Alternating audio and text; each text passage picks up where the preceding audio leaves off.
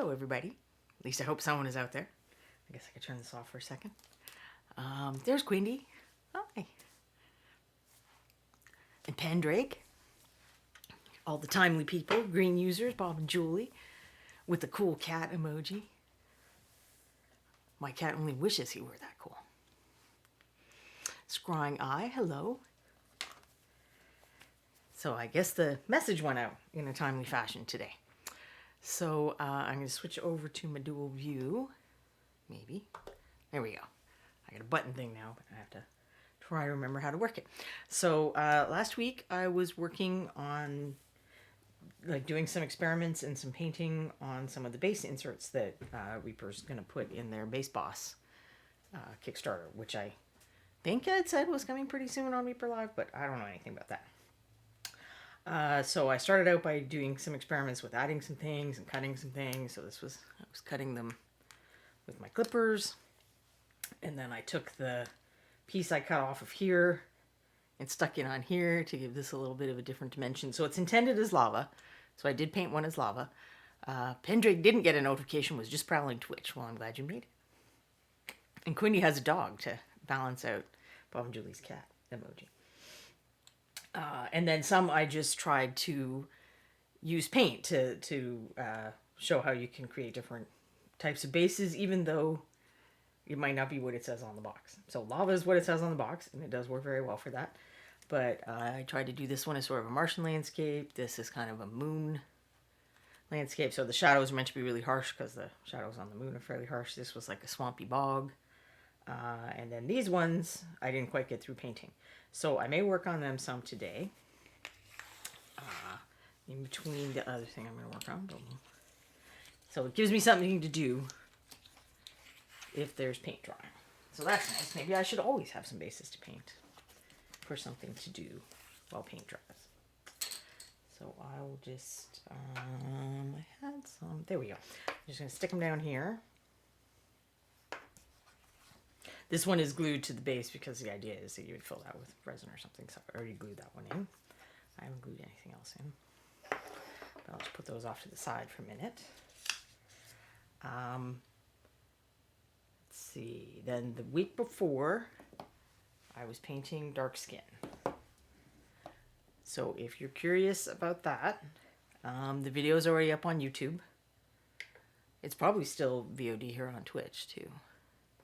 So I did a warm recipe, a cool recipe, and then one that was kind of in between was a previous day when I had technical problems. But if you're interested in the actual colors that I used for any of those, I do have them somewhere. But where? There we go. So if you go to my blog, it's not the newest post anymore. We'll talk about what the newest post is in just a sec. But this is kind of a general pick and choose. So you pick a point somewhere there is your midtone, there is your midtone. And you use something on this side as your shadow and something on this side as your highlight, or these to mix highlights for variety. So it kind of goes from from cool to warm, and then from dark to light. And then these are the colors I used on the actual figures. Pendrake asks, have I tried an Arctic base insert yet? I have not. We could try that maybe. I have a couple extra if there's even more time. I don't know if we could pretend this one was Arctic. Different kinds of ice and snow. So if you're interested in those, it's not the post that's if you go to the blog. So if you go to this website up there and then you hit blog, it's not going to be the first one that you hit, but if you scroll down a little, you'll get to it. I haven't updated the table of contents yet. But what the current blog is, let me just find some place to put everything, is some information on these guys. So it's got some work in progress pictures, some of the colors I used, and then I also showed, because these story-wise in the Reaper setting, these guys all work at Chop's Scullery. So this is Chop, and this is his brother Grub. Apparently Chop won the coin toss on who they were going to name it after. So I worked on those guys as kind of a pair. And then this is sort of funny. So you guys always get to know the truth, because for some reason I feel very confessional with you. I had originally painted him with metallics, and then the blood wasn't showing up well. So the blood's a little bit shiny. And I thought if I switched the knife to non-metallics, then that would be a better contrast with the blood. But then I forgot that I switched them to non-metallic. So these guys are metallics. But that's okay. I can live with that kind of thing. Even if it was my campaign world or whatever, I can live with that kind of inconsistency. I know not everyone can. But since they're not sold in the same package, hopefully it won't make any difference. The guys that are sold in the same package both have metallics. And these are what the current newest blog entry is. Not this guy's nub, so-called, because if you look closely, he hasn't always been successful with his knife wielding. I will have some posts on him, or a post on him, I think, coming up. But it's a little more thinky, so I gotta finish that one up. So that's those guys. Sorry, since these belong to Ron, I'm trying to not be too casual with them. Now, these guys are the goblins that I painted for the new quick paint kit, which I believe is on sale now. So you get 6 of these in the kit. So I think it doubles them up. But I'm not 100% sure. It could be different figures. I suspect not, but I honestly don't know for sure. I'm going to order one, and I'm going to do it on the show. So I'm going to order one and paint one on the show. So one of them... Let's see, I can't even tell from far away because I'm so blind. I think it's this guy. One of them I painted with dry brushing and washing. Well, they all use washes, but one of them I painted with dry brushing for the highlights. And the other 2 I painted with layering for the highlights. But what I was kind of happy with is that I think I managed to get a pretty good tabletop version of the color scheme I used on the real ones. And we're gonna use my side method of sharing pictures again, because I am still working. My husband and I got distracted and we forgot to figure out how to fix the whole showing photos problem. So these are some of the ones that I painted during the Bones 5 Kickstarter that I painted like in the normal way I would paint things in. I mean, they were a little different. I used an airbrush where I don't typically use an airbrush. I typically paint like how you guys see here on the stream. And there's also 2 that are on wargs, which are not in the set. So it's like this guy and this guy. And then this one. He's my favorite. I don't know why. He just seems like this old... He's the Murtaugh of goblins. He's just too old for this S. So that amuses me for some reason. I don't know why. But that's available now. And I'm going to get a copy and go through it on the show the way I did with the Krampus kit. So I don't know that I'll have that for next week. I might try.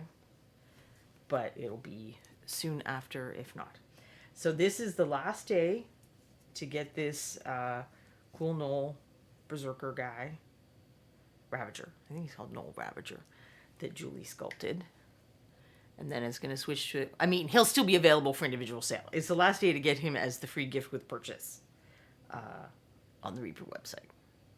But he's continuing for sale. He's a Bones USA. They're going to stay on sale. But then tomorrow, the Rouse... Ron just called him the Wag Halter the whole time I was painting him. But that's like his title, his job, not his name. So he's like Rouse or something. Wag Halter. He's going to be the gift with purchase starting tomorrow. So I thought I would show him as well. So last day to get this one. Free. Not last day to get that one. Last day to get that one free. Oh, If You Paint says, if I ever get around to Nub, he's going to be a Dwerger. Yeah, he has a real dark vibe. So I think that would work well.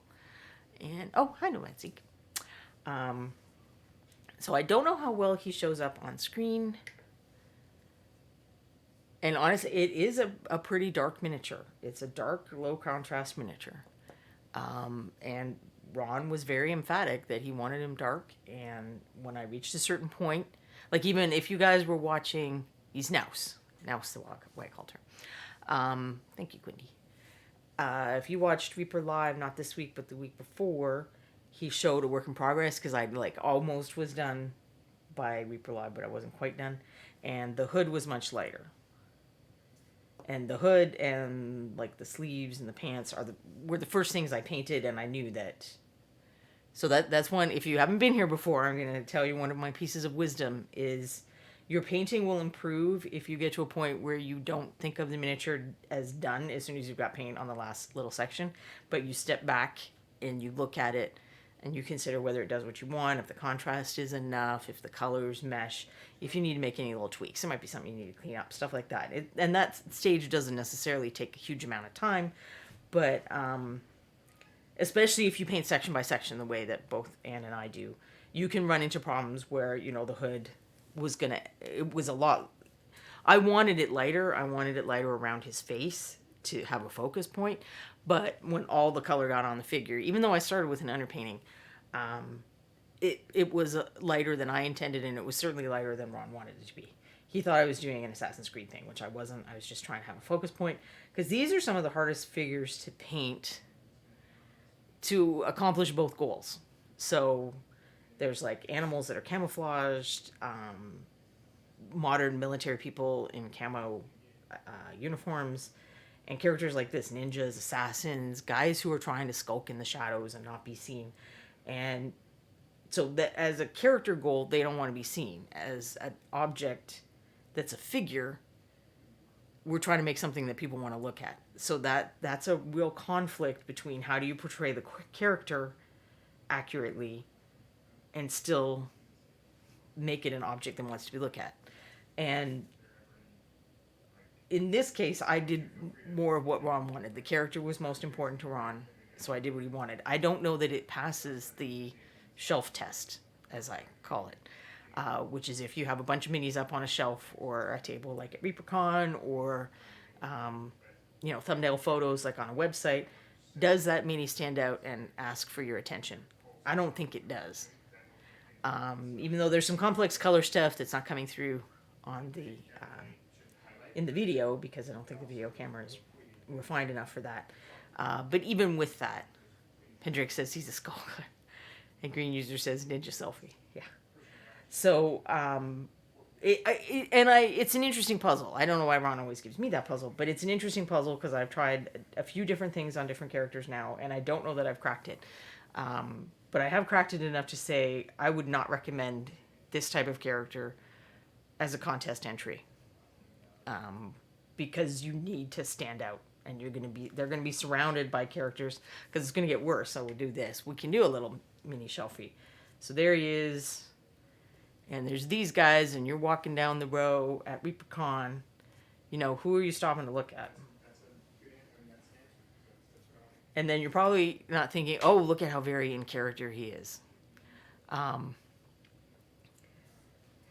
So just something to think about. But I am going to continue to try and crack that puzzle. Maybe when I place my order to get a Goblins kit, I will get another copy of him, and we could experiment on stream. We'll see. I got a couple other ideas for upcoming streams. So I think that's catch up, and people should have had lots of time to get here. If he paints asks, since he refers to this mini as the wag halter, does he refer to you as the painter? Well, I'm just one of many. And I guess he is a wag halter, which I think is like street level assassin. I don't know. Ron is very old school sometimes, so I don't always know exactly what he's talking about. Not that, I've had D&D since I was 12 or something, which, you can tell was a minute ago.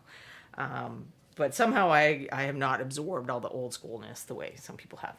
So these guys are going to be my in-between thing. What am I actually painting? So I want to get back and hopefully finish Elanter the Lost Prince. And I had his little thing here in case anyone wants to go one by one. There's his number. And we all decided that he was lost because he's, too proud to ask for directions. And also that he's a bit of a fluffy for an elf. Hendrik says that is an easy question. I stopped to look at the big dragons. Well, okay, absolutely true. But after you do your first pass and you look at the big dragons, which I totally do as well because I'm like a dragon nut, even though I never paint them. So if you've been here for a while, you know that I'm painting him based on this flyer. So I did one of these streams is about how to steal a color scheme, and you can steal them from book covers, packaging. Your favorite fantasy art doesn't have to be the only thing you steal from. Steal from anyone, any source where you know someone who knows a lot about how to use color was paid to do it. If you're not confident about color schemes, steal from people that have been well drained in that. So I had that, and then, you know, I printed things out to try to match the colors. So this is all on the stream. Testing the colors, and then I was also testing them to make sure what I felt was even more important than matching was, do they look nice together as colors? And I think they do. So I have all those colors, and I want to finish them up because I think a few weeks ago, it's probably even a few months ago by now, somebody asked me how many projects do I usually have on the go. And I answered the question then, but I've been thinking about that since then. And currently the answer is more than I feel comfortable with. So if I go look at my kind of in progress shelf, it has, you know, between stuff that's like halfway done for the stream, and I had to drop this project to work something on a deadline. Ron's been doing this to me a lot lately. I prefer to just paint a miniature at a time and kind of concentrate at it. Maybe, you know, I'm doing like the base and some other stuff while I'm prepping the next guy or something. That, in an ideal world, that is what I'm doing.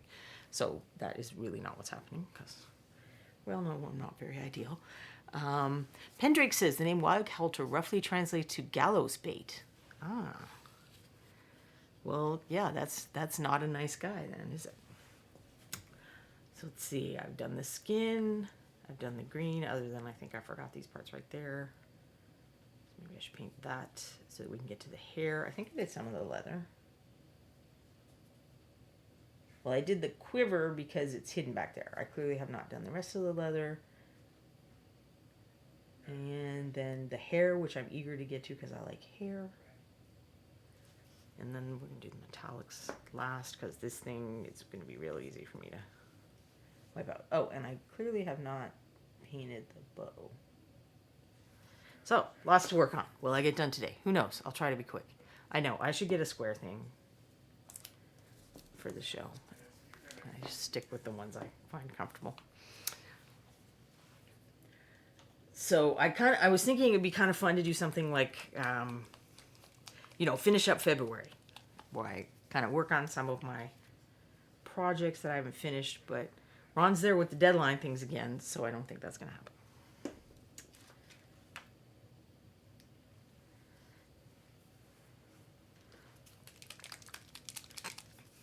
Since those are pretty small folds, I'll probably just,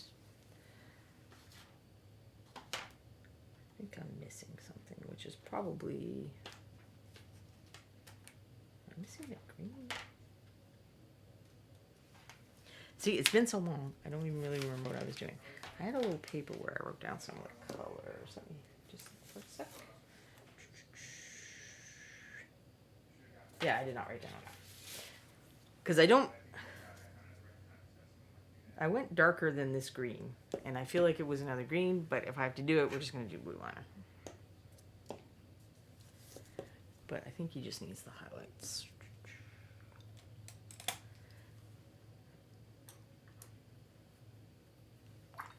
No, that's not the right brush. Apologies, I got a bunch of brushes out.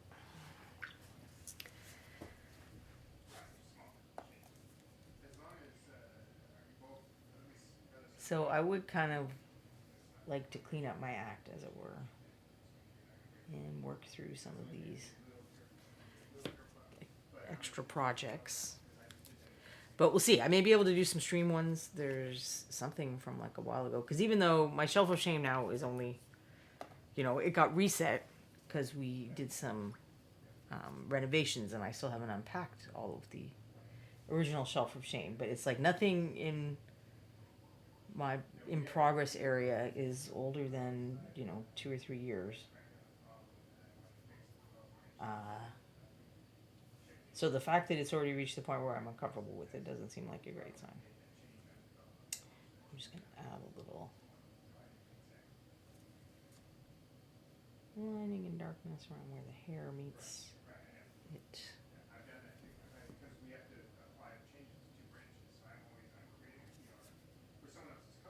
This is not great brushing. Okay. But that's okay.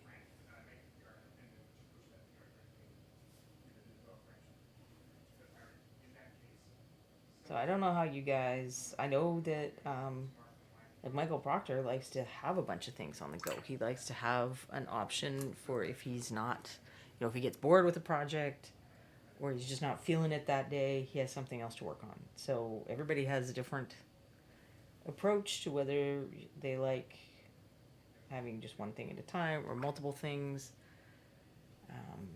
I sort of like, I don't necessarily need to have just one thing at a time. I do like kind of having a lower stress project that I can jump to if I'm just not up for super fancy detail or something that I or someone else has high expectations of. So, like these little halfling guys were an example of that. And there were times when, like, I mean, there was one day when I don't know, I had a headache, my hands were a little shaky. I was like, well, I'm supposed to be working on this other project, and I want to be working on this other project. But I think all I would do is mess it up if I actually did work on this other project. So I'm going to pick up these low stress guys instead and work on one of them. So I don't mind having, a couple of things on the go. But I reach a point where I'm just likely to forget about something if I haven't been there for a while.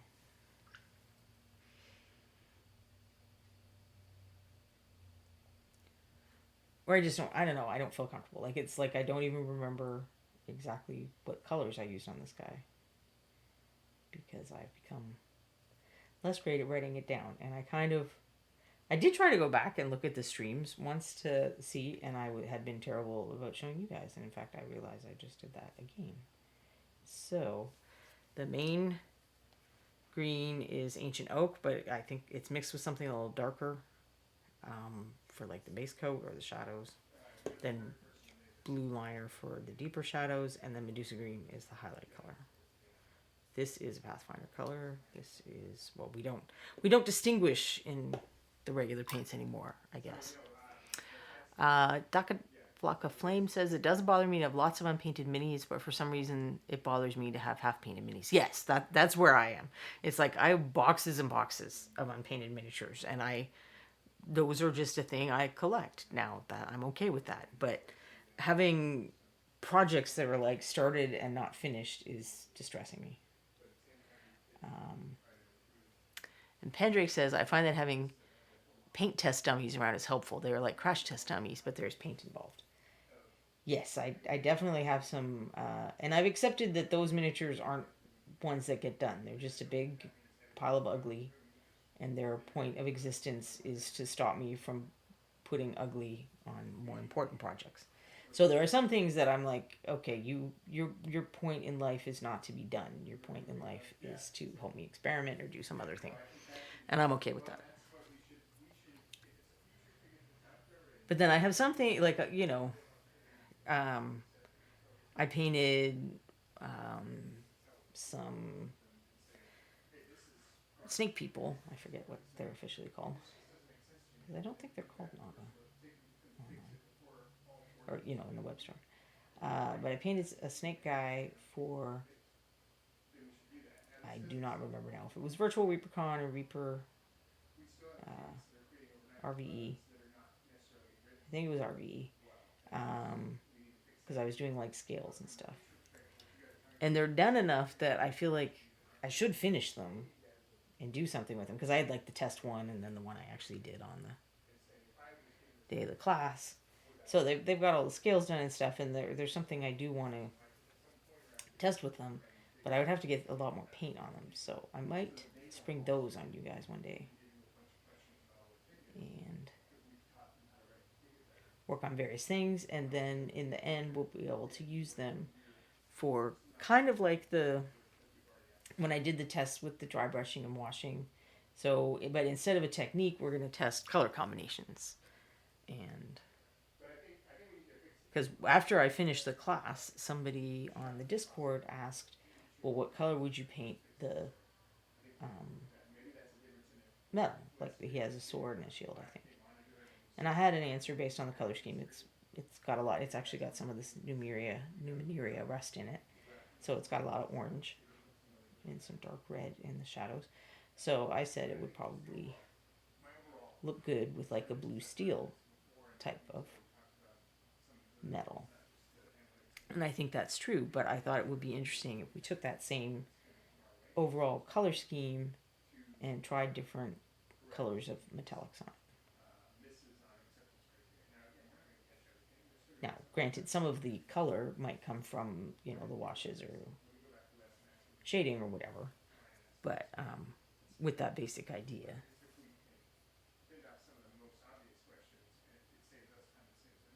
So I don't know if that sounds interesting to you, but they would have to get a little more painted than they currently are to be a good test subject. Because there are some in various stages of completion. So add a little here. So there's like something going on with these edges from the front.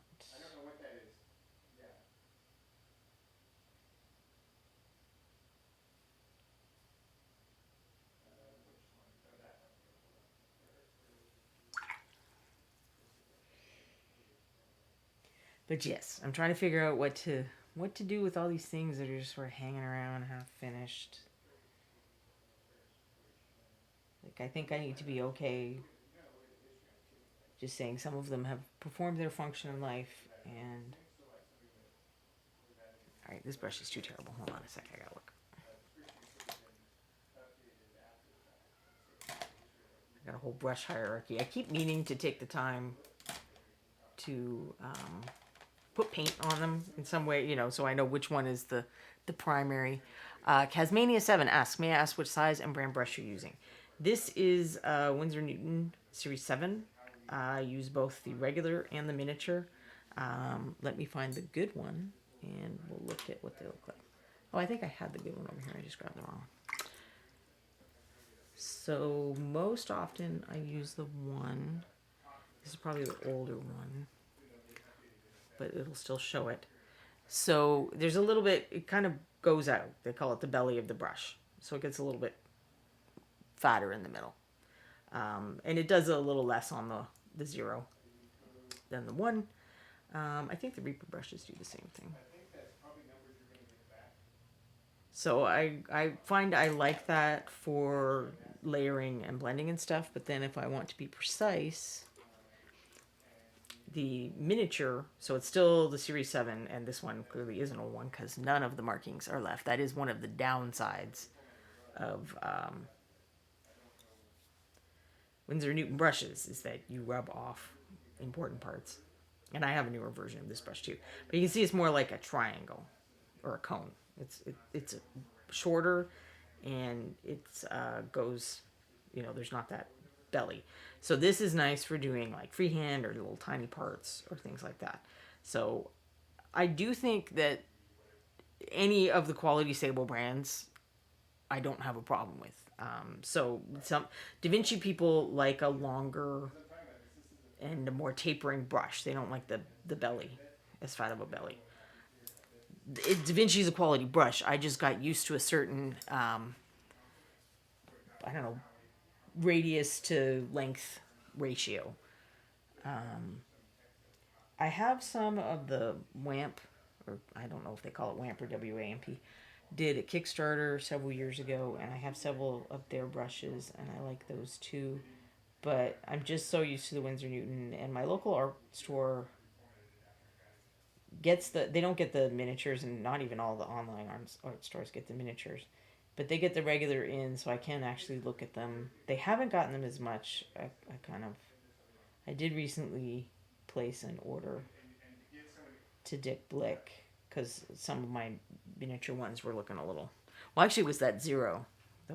My 0s were not in good shape, but I also thought some of the miniatures were looking a little past their prime. So hold on, let me just figure out where I am. So I think that's enough for that. Probably it's leather time.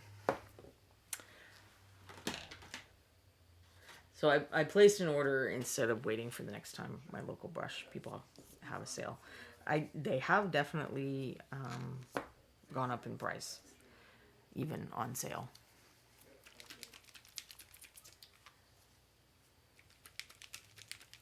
I don't know that I have any commands related other than like the blog and all that stuff. I probably should have some, basic supplies questions. I'm just trying to remember what I decided for the leather on this guy. So let me look at my test.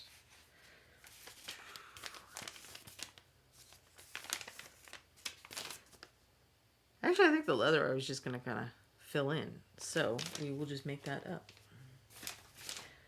Because at a certain point you have enough colors on something and you can start recombining and reusing them to work on other things.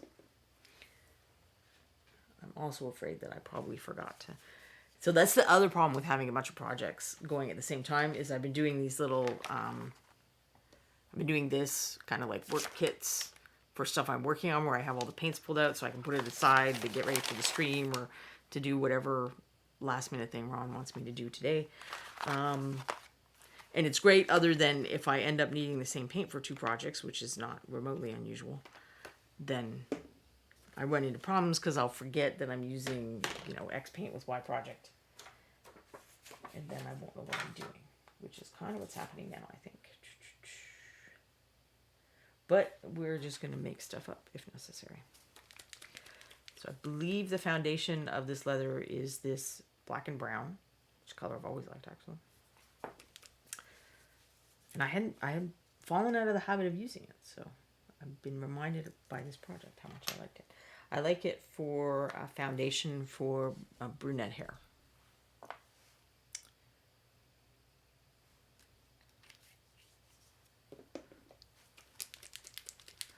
Casmania7 says, brushes all look huge to me under the document camera. I was just curious to see what you were using for highlighting.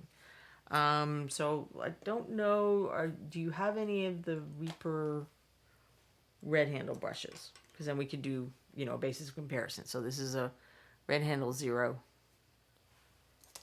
And where'd my one go? This is the Winsor Newton size 1.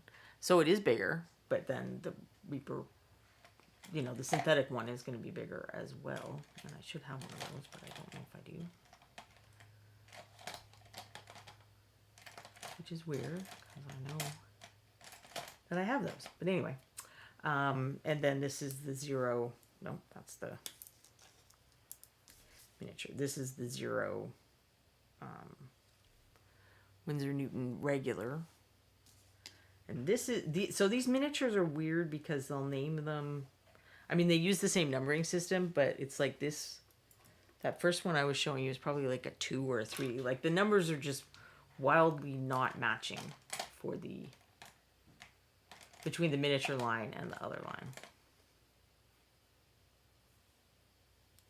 Yeah, there's a miniature. So this is a miniature size 1, and this is a regular size 1. The top 2. So very much not matching. Brush sizing is extremely arbitrary.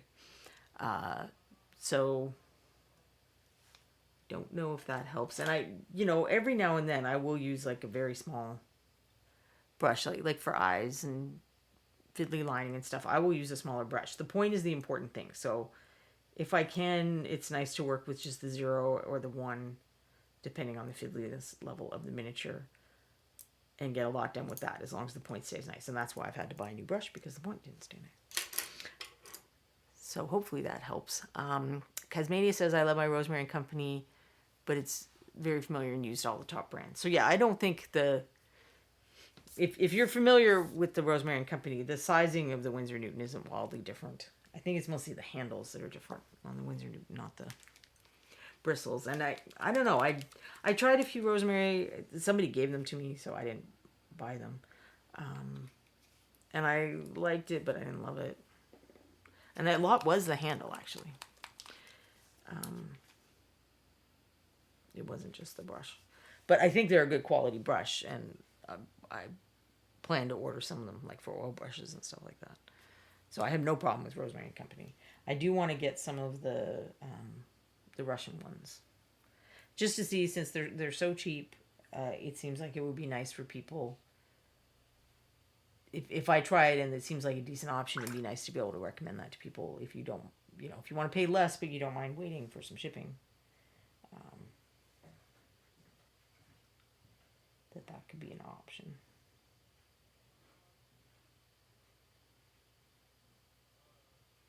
So I'm just cleaning up around some of the leather.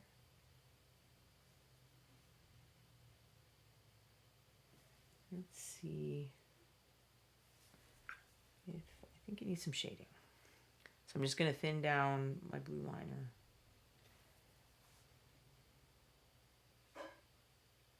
We'll just use that to add a little shading to the leather in a few spots. Now I'm seeing a spot where I did not completely paint the leather.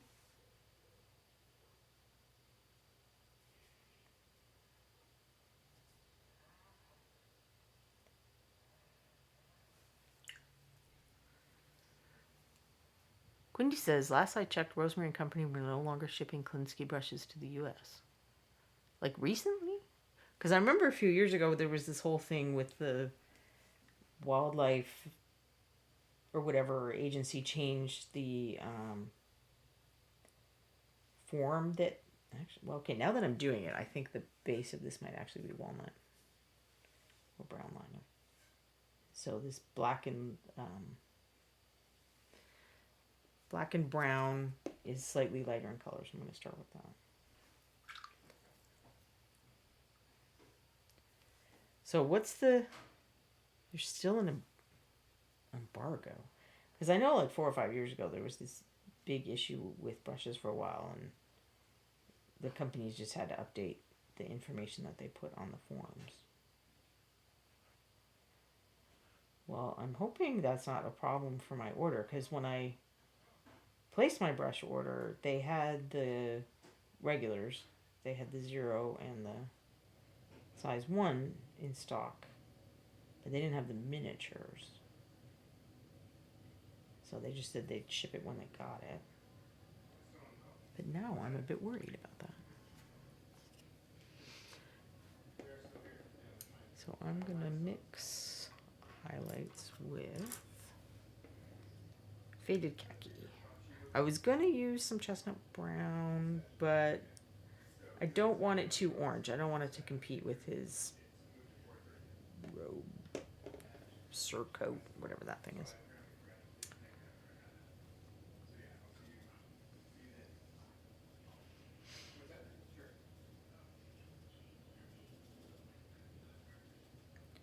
So I'm just doing this real quick. It's not fancy for highlight mixes. I gotta add a lot more of that faded khaki to some parts, I think.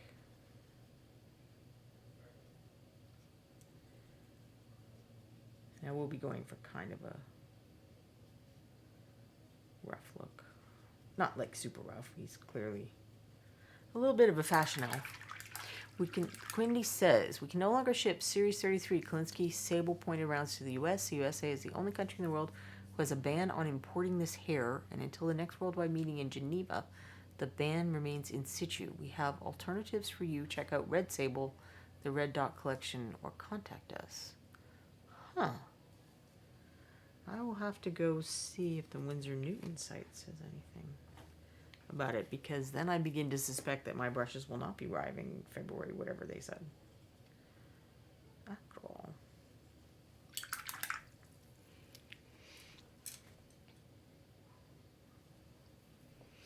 I am going to jump down a size, but I'm using one of those more beat up ones, because I don't mind if it's not, you know, if every little brush stroke isn't perfect, but I do want them to be little brush strokes.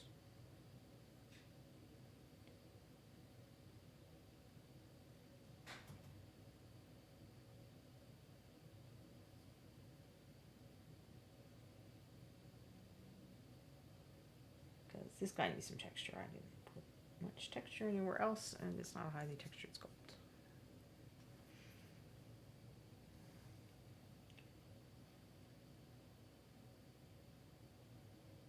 Now I'm a little worried. I always try to have a backup of kind of my workhouse brushes, which I would say is the size 1 and the size 0 regular.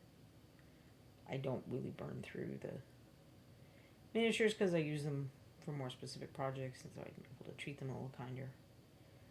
the way we paint is tough on brushes. I mean, it's a 3D object. You see, I'm mushing the point down.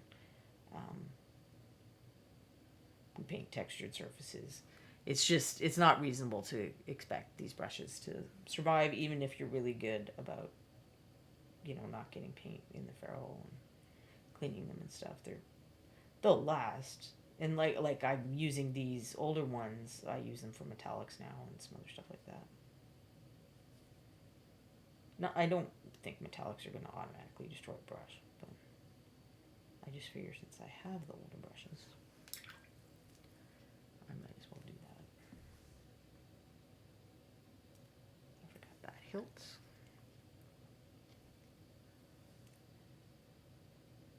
I think I've been forgetting that wrist guard.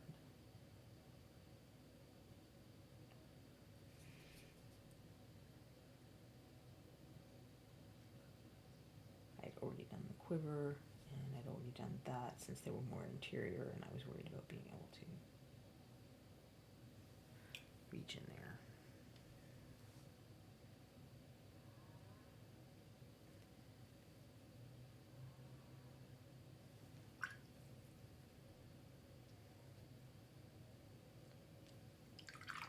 Wendy said she went to hi Julia, went to the Windsor Newton site, and they say they can't ship the brushes to Canada.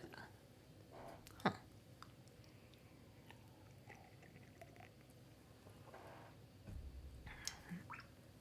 Fenric says I've gone full Wapple with regards to brushes. Doesn't he use the sables for like shading and freehand and stuff?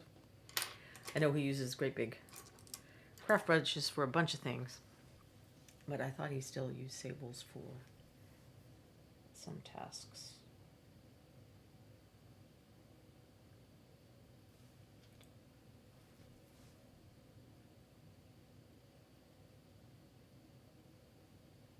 And I'm just going to go ahead and paint the metallic, or the parts that will be metallic, with an undercoating of blue liner partly to make sure I get the lining in.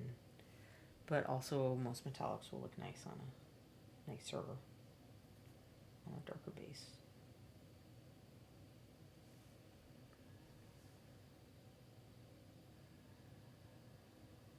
I see there was a little string. Strap, I guess it's not a string, but that would of course also be leather.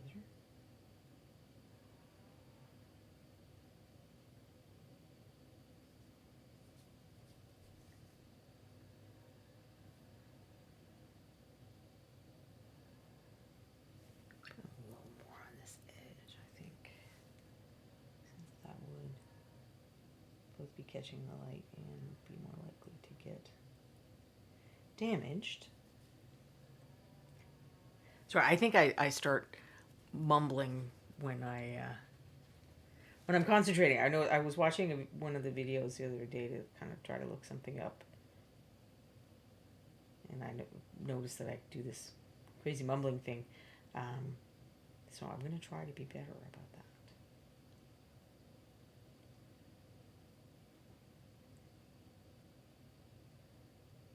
But it is hard to paint, talk, stay in frame, which I also noticed I wasn't necessarily amazing at in that video, at least. You guys got to yell at me when I get way out of frame.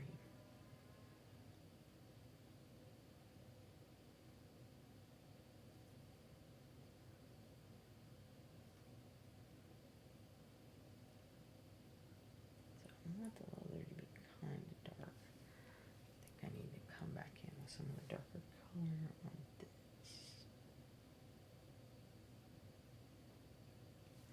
Oh, and it has a little tiny rivet or something down there. Let's see, the brush news is continuing. Let's see. GVD Minis. Interesting, it sounds as if there is proper certification as to where their hair came from if it's fine in the US. There's a blanket ban in Canada. Oh, Casmania points out it's probably a Brexit thing and not the EU in general. And Pendrake wonders if there would not be a Canadian or American varmint that would provide decent brush hairs.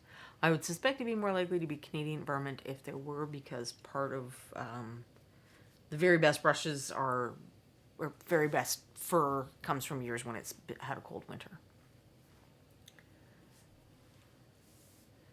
I know that they are constantly experimenting and innovating with synthetic hairs, and I would be very happy to use a synthetic hair brush if they could do the same thing. And I've used brushes where I'm okay with them, like on a artwork level, you know, a piece of paper or canvas or whatever. But I just have yet to try anything, and I do try stuff now and then when I see it.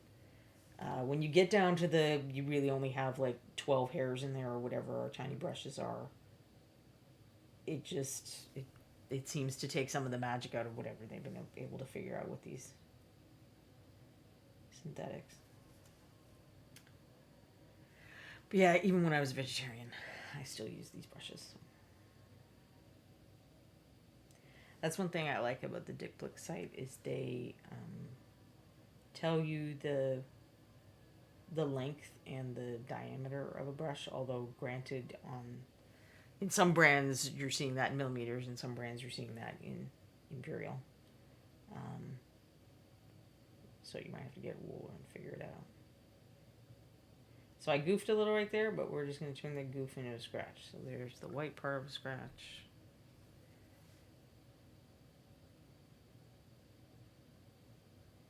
And there's the dark line part. I might even do more of the light part of the scratch.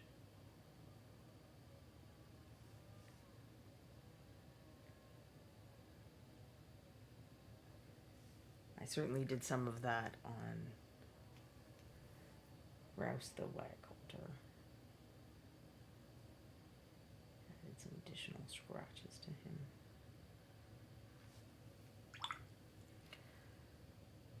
I'm gonna need more blue liner.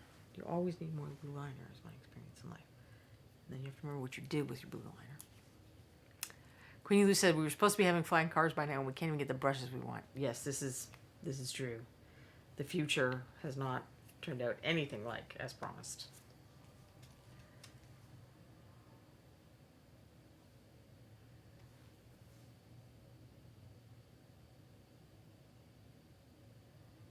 Every now and then I think about if I went back in time and talked to my 16-year-old self, I would not believe myself. Oh, there's another one of those traps that I forgot about.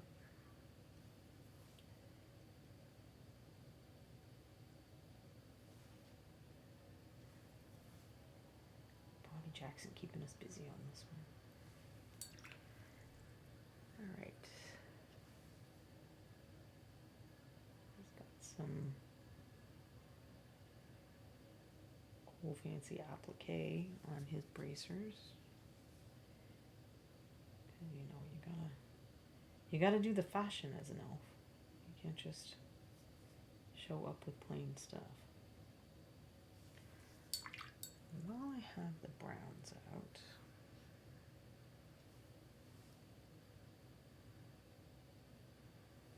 maybe I should do this staff. Which, since I have my tiny brush in hand, I will go ahead and try to do wood grain on. So the first thing I will talk about is the paint colors. And to an extent, there should have been some jumps because I was trying to do Rufford leather. So where I'm doing layering where I want things to look smooth, I'm going to want not to have a strong jump in between. That works for me for doing layering. Even doing wet blending, I like to have a few more steps than some people do. But when I'm trying to do texture, so I was trying to do the leather, this might have even almost been too close. But for wood, for sure, I'm going to want to jump up a little quicker so that you can see the wood grain. So I'm still essentially layering in the sense that I will be putting the stripes on in such a way as to try to, you know, create the appearance of light and shadow, although this is just a stick that's standing there, it's, you know, unless I had pictured the light as coming from a particular direction, it's not going to look wildly different. But I do want those lines to show up, so I might even end up going lighter than this, because I ended up taking away most of my, or putting too much brown in my faded khaki. And then if things look too stark, there's other stuff I can do to improve that after. So I won't worry about that now. I'll just worry about trying to get the appearance of lines on there.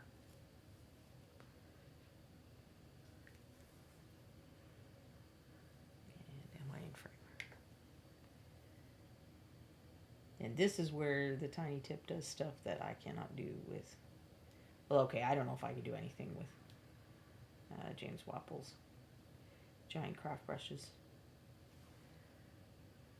Even that, the contrast would probably be showing up to me in real life, but I'm certainly not seeing much here. I'm going to jump up another level again. Because it's wood grain, it's okay that it's not a straight line. I don't want it to be a straight line. I want it to get thinner in spots and wider in spots and kind of meander.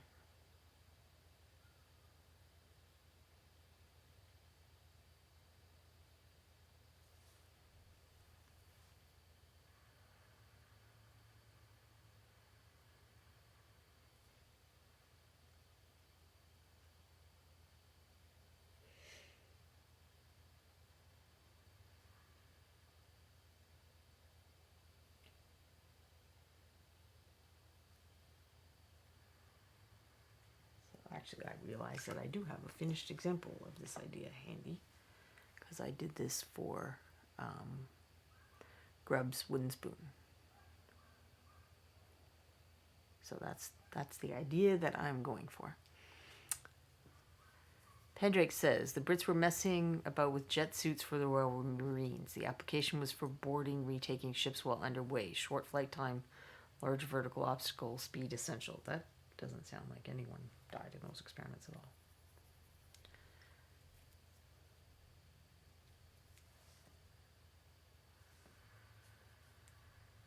Depending on the color, I might thin down a little, but probably not, because I am trying to get it to show. So it would have to be pretty opaque paint for me to not want to get it to show. I think I missed this side with my initial application.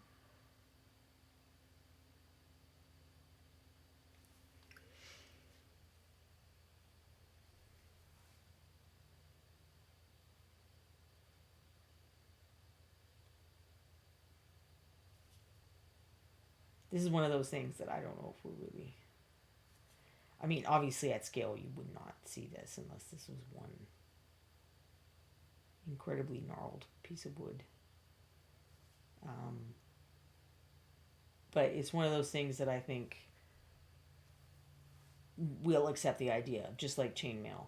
If you blew chainmail up on a miniature to the same size that it, to the size that we are, it would look ridiculous. I mean, you could probably stick your whole hand through the links, never mind an arrow. But I think it works, and most of us can suspend our disbelief because it conveys the concept well. So that's pretty much all you're trying to do when you're trying to paint texture like this, is just evoke that idea in the viewer's mind in a way that feels realistic enough, even if it actually isn't realistic.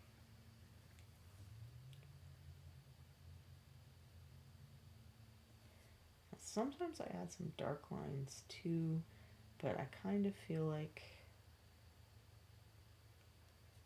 I just want to make this lighter, not darker. It was pretty dark for wood.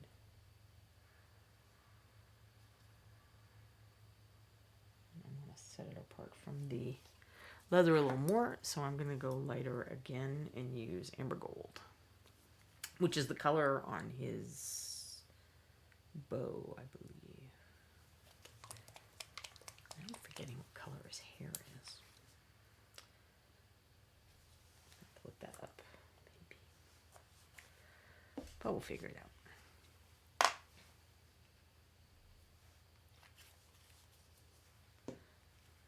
Thin that down just a little. Pendrick says at least it was a little bit futury. This is true. I mean, it's like we have done some amazing things. Just certainly there are some things that are still problems that it's surprising are still problems. So this might be too big a jump. I guess we'll find it. Am I in frame? Yes.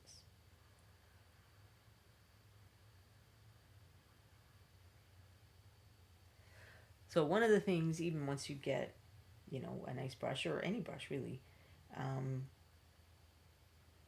learn a lot of the variation of things that you can do, or some of what people might be able to do with a brush that you feel like you can't do.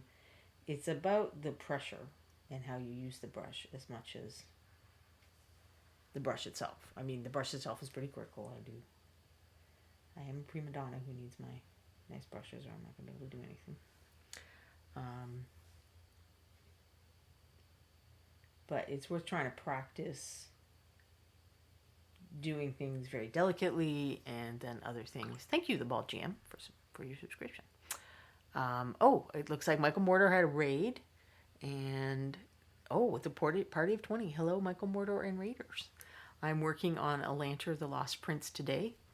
I'm just trying to add a little bit of wood grain on his staff handle and make the color appear a little more different to the leather, even though I did essentially use the same colors on both.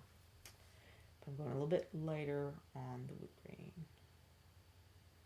And we've been talking about brushes a lot. There's been some disappointing news. But just brush types, brush sizes, people's favorite brands. I've been swapping brush notes. If it were a bigger piece of wood, I might try to do a whorl.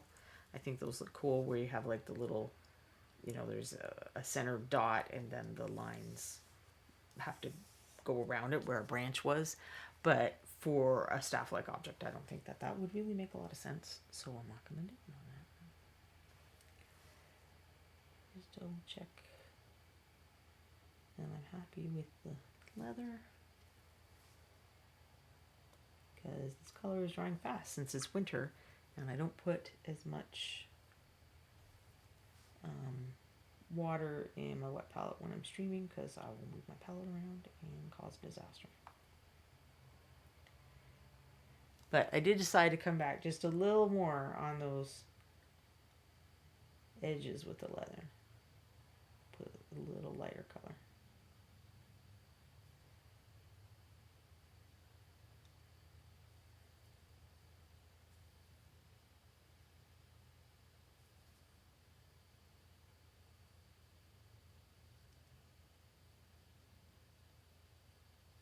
Alright, we can call that good. I do have more wood, and I probably will not paint that wood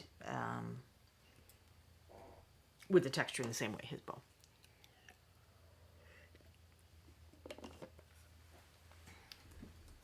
So I have not been working on him the whole stream. I think this is the third stream we've worked on painting him. But half of the first stream was talking about doing the color selections and stuff. So I think that's right. I do feel like I'm missing a color, but that's okay.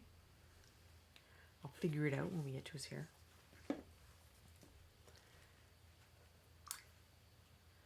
Well, and now hopefully I am, experimenting with a problem that you've probably had in the real world, where you haven't picked up a project in a while and you're not sure if the colors matched. So I just plunked down some paint to find out. It's like I had done some initial shading in there in case it was too hard to reach later.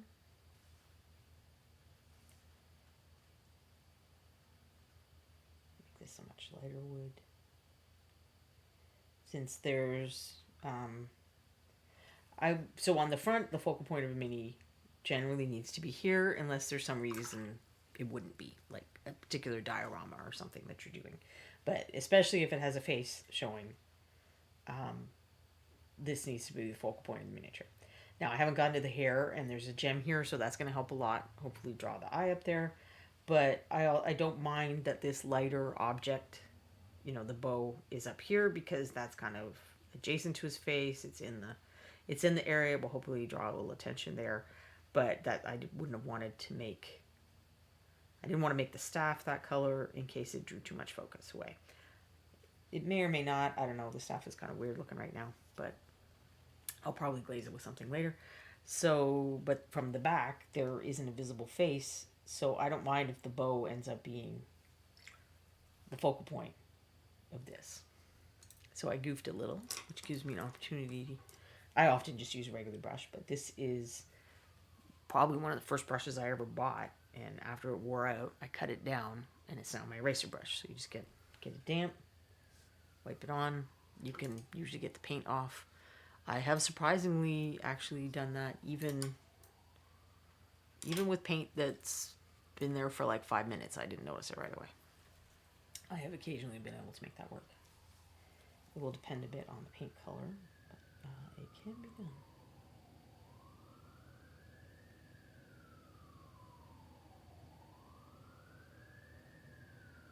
This is not the highest coverage color going, because it is a lighter color. So even though there's a lot of white in it, and it is kind of, I might be streaky if I use it for highlights at the same time.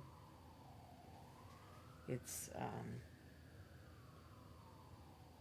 going to take a little bit to cover sometimes if you get some darker spots on it. That's just how pigment and paint works. You guys who watch Anne's show probably know way more about that than I do.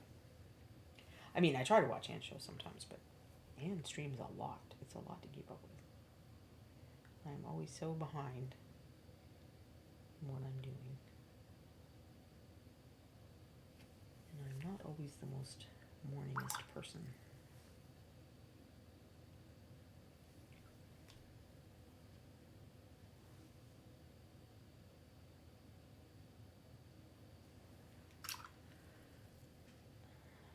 And that needs to be leather too.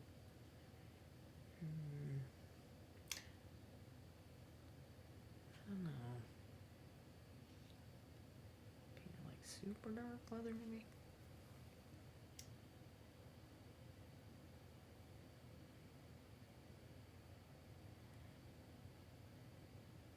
I have two objects that are right next to each other. They don't need to be strongly differentiated. So I might just not do the texture on this and have it be a little bit darker and hope that that's enough. I mean, this is not the main story of this figure. I just need to make sure that the viewer isn't going to get confused about what's happening there.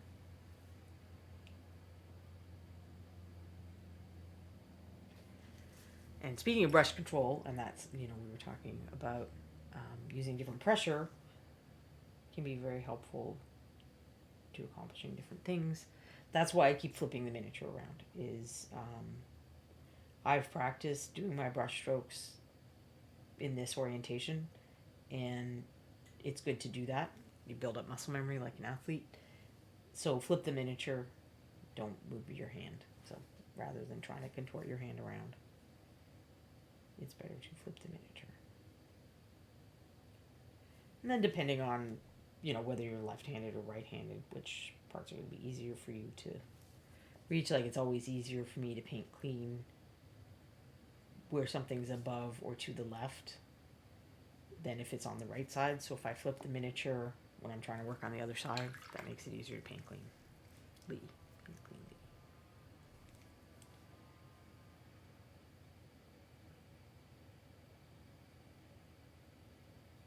All right. Now, what color do I want to use? I kind of like the dull brown that it was getting mixed with the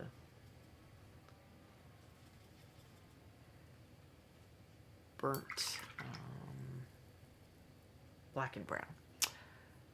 Fetty Gaup says, wow, it looks amazing. Well, thank you. That's very kind of you to see. Marilyn says, I see we're not showing off the new bases today. What's our object with this figure? Yes, the bases did make a brief appearance, and if I end up having some paint that needs to dry on this figure, I have some set up ready to go, so I can try and finish painting those, or if I finish this guy. But this is a figure, so this is probably the third show that I've painted on this guy. It started off as an experiment in how do you steal a color scheme. So I had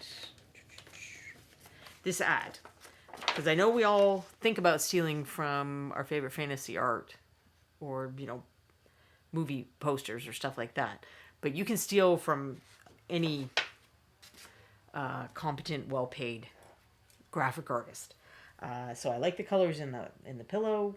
We talked about, you know, taking something like that and matching it to your paint colors. So that is on YouTube somewhere, the video with that. And then I started working on the painting, just showing how I would then go and put that into practice. Painting this figure.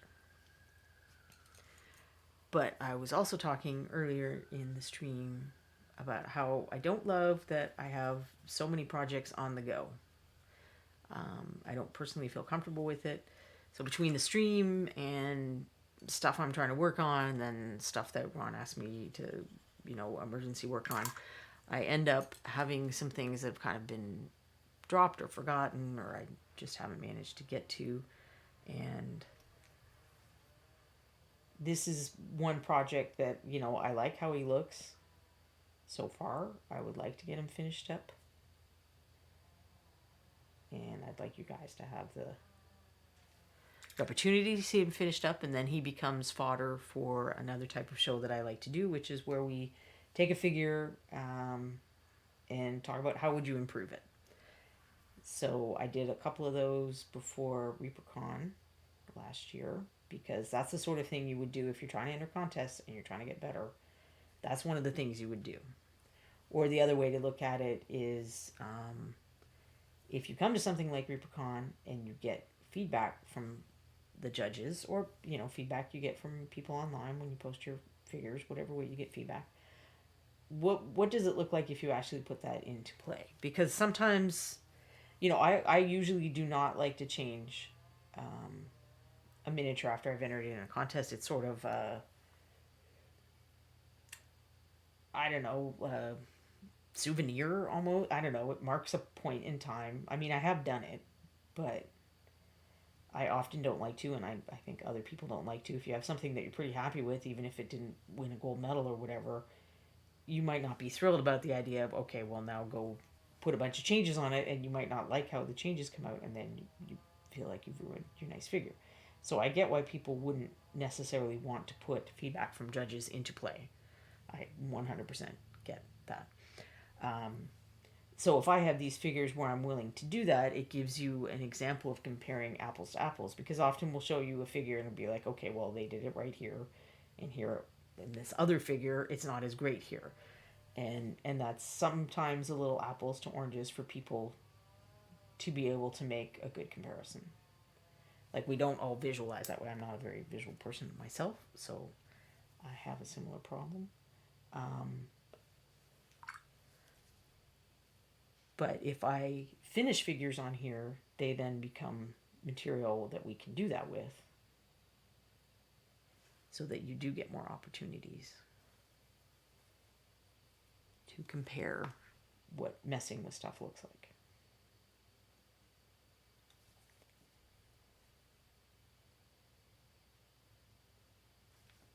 If that makes sense. So I'm partly here because I just would like to actually complete something and get it off of my shelf and not have to feel guilty about it anymore, but also so that he can go on to serve an additional purpose for you all in a future show.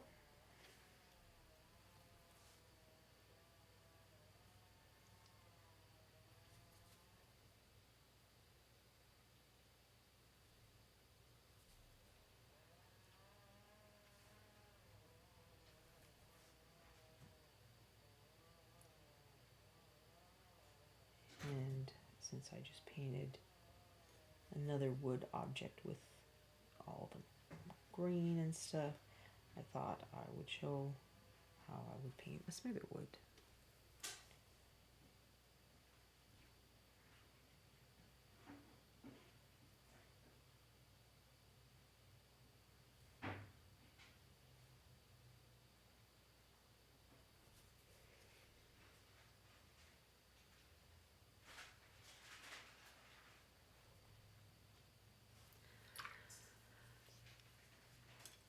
Meredith says, I see it's always fun to pull inspiration from what at first might seem an odd place, but really isn't.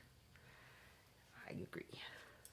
So does anyone have any stories to share about inspiration they've had for a miniature that's maybe not the most obvious place? Iffy Paints says, I'm much better at starting some things than finishing some things. I've certainly been there. I have some things that got started and then got dropped. But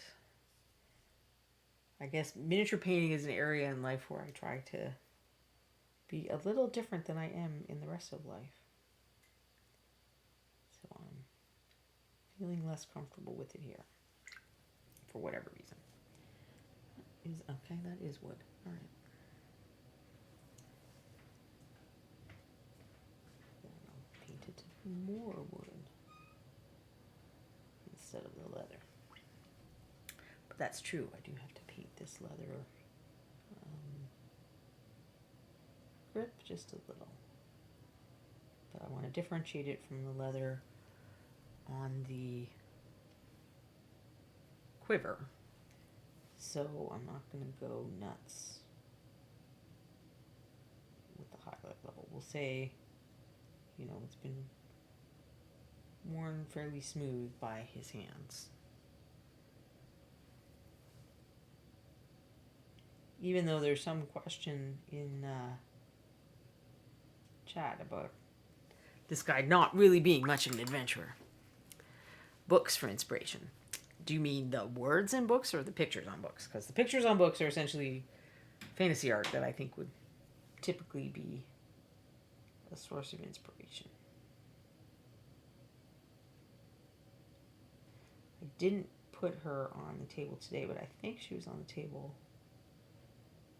a couple weeks ago when I was painting the dark skin. It was like a light blue, dark blue, and green outfit. And that I no longer remember what the package was, but there was a package at the game store where like the logo and the lettering and stuff was in those colors, and I thought it was pretty cool. I used to work at the game stores, but didn't need to be specifically a game store product. It was just something I was staring at work a bunch. And eventually it inspired me to paint a miniature. And she's on my list for minis to get edited and see if we can improve her. One way or another, I don't think she is 100% amazing. I think it'd be interesting to update her. I'm now realizing we never gave him boots. Which I'll do the same thing for the boots. Agent Marvel used Norse mythology pictures for a frost giant. Oh, that's pretty cool. Pendrake says, words in books, trying to paint per the author description. That is an interesting challenge. And then I feel like you can kind of see that some writers aren't highly visual people or haven't thought out, you know, do colors work that way? Because sometimes once you do start having some knowledge of visual things, you go back and you read it and you're like, It's like George R. R. Martin certainly did not make our lives easier, since there are a couple of different lines of miniatures based on his figures now. But you've got the Night Watch, and their color scheme is black on black on black on black, and it's like, so much fun contrast to work there. Thanks. Thank you, George. Then the colors of the dragons is kind of like, how is that color kind of the highlight of that other color? I don't think so, but it is interesting to try to work it out and make it happen. I think when Dark Sword first started doing their miniatures, Ali well, now her name's Ali Lou. I think it was Ali Sharman at the time she painted this. She used to paint for Reaper too. And she's just too busy now. Is why she isn't painting. She's a mom and has a high-stress job, so she doesn't have much painting time anymore. Anyway, she painted the Red Lady when they first did that sculpt, which was one of the first Game of Thrones figures that Darksword did. And I think she gave her a green gem or green eyes or something because of the red-green color contrast. And so Jim at Darksword showed it to George R. R. Martin, and he said, "Oh, that looks great. Other than you gotta paint that green part red." And it's like, George, an all red miniature is a miniature with no contrast. But okay, I mean, she did. She repainted it. It's just sometimes you discover that authors are maybe not the most visual people. Pendrick says there was a fall leaves photo I took once. It might make a good palette for something. I encourage you to try that. I did paint. There's a knoll that was like not long after Bones came out, so it was like one of the early Bones knolls. And I used to see this kind of vista every time I drove to pick my husband up from work, where there were a bunch of trees, and some of the foliage was just this like really interesting color. But then there was like the winter sky, the cold winter sky behind it. So I did his fur, I think, is the color of the foliage, and then I think it's like kilt or whatever it is the blue, and then like the darker brown is the color of the trunks. And it was really, I mean, I never actually got a picture. My color could be way off because I was doing it by memory, because I was always driving. And I did think about asking, like, okay, as I drive down this road, when I say go, take this picture. But I never did manage to do that. Maybe I still will. The road is still there. The trees are mostly still there. I think some of them were cut down or fell down, but that's a different part of the road. All right, his boots are not quite dry, but we're going to start anyway. And because they're very far away from the focus area, so I am not going to feel compelled to go nuts on the contrast with these. I will keep to the idea of this being some of the more textured leather to make them look a little worn and stuff. And especially the boot that's way back here, all that's going to happen is a little bit of paint on the toe. Merilith likes to work from Persian rugs and ancient tapestries or from classical artists. Those sound like excellent sources of inspiration. Those are definitely people who know how to use their color. You're stealing from excellent inspiration, I think. Nice rich color scheme. I still haven't found this mythical box that I tell you guys about sometimes. So when we packed up and then we had to like repack because of the minor flood, somehow all my really good books, it's not all my really good books, but some really good books are in this box. And someday we will find the box. But I had a couple of books that are specifically, like, they're just books of color schemes. I think they intended it for web designers, but it works fine for us too. And they've kind of got them divided up by, like, these are rich colors, these are pastel colors, these are whatever colors. So you can kind of look for a mood that fits what you're into as well. The toe look a little more worn.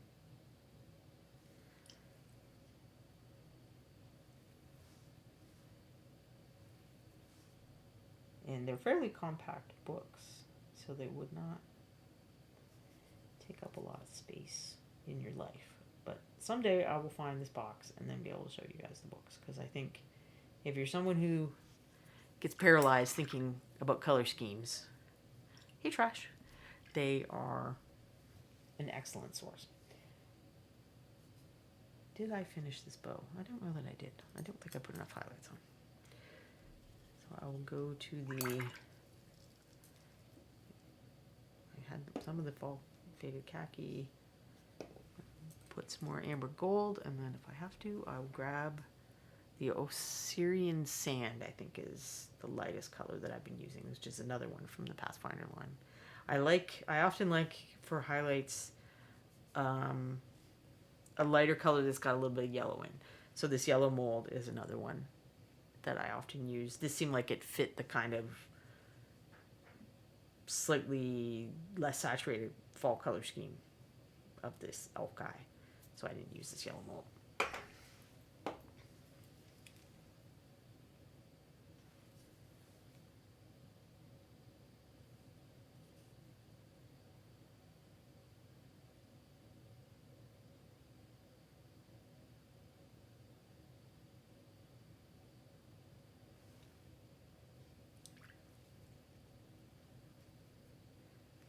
Hello, Grey Mouser.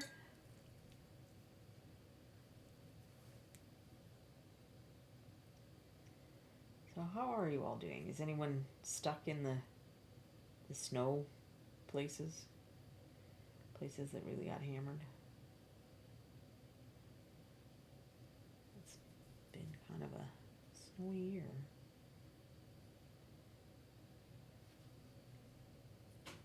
We've had more than usual, although certainly I would not call it being hammered. My cat would. My cat gets very tragic about it. He does not like getting the snow on his feet, but he really wants to go outside. So he'll like bug us and bug us and bug us until you take him out and you show him that he's going to get snow on his feet. And then he comes back inside, but then he's mad at us because we like ruined the weather or something.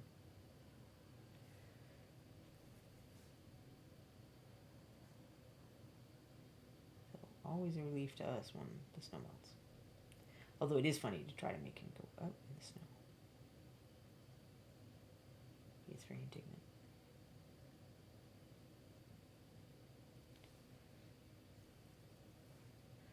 Grey Mouser did get quite a bit of snow on Saturday.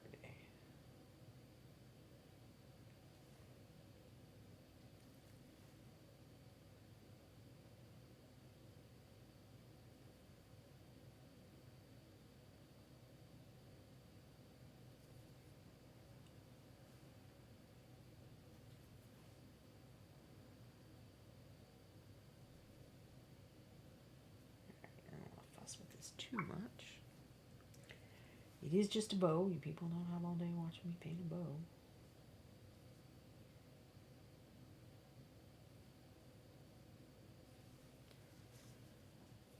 Well, I go just a little lighter. Maybe just a hair.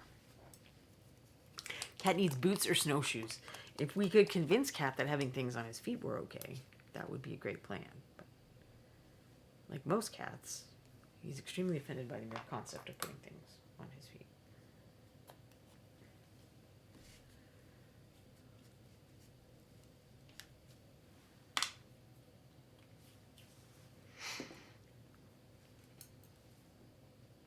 I'm not going to go straight Assyrian Sand. I want to save most of that for his hair. And really give him nice, shiny hair. Because he's an elf and he uses the good shampoo.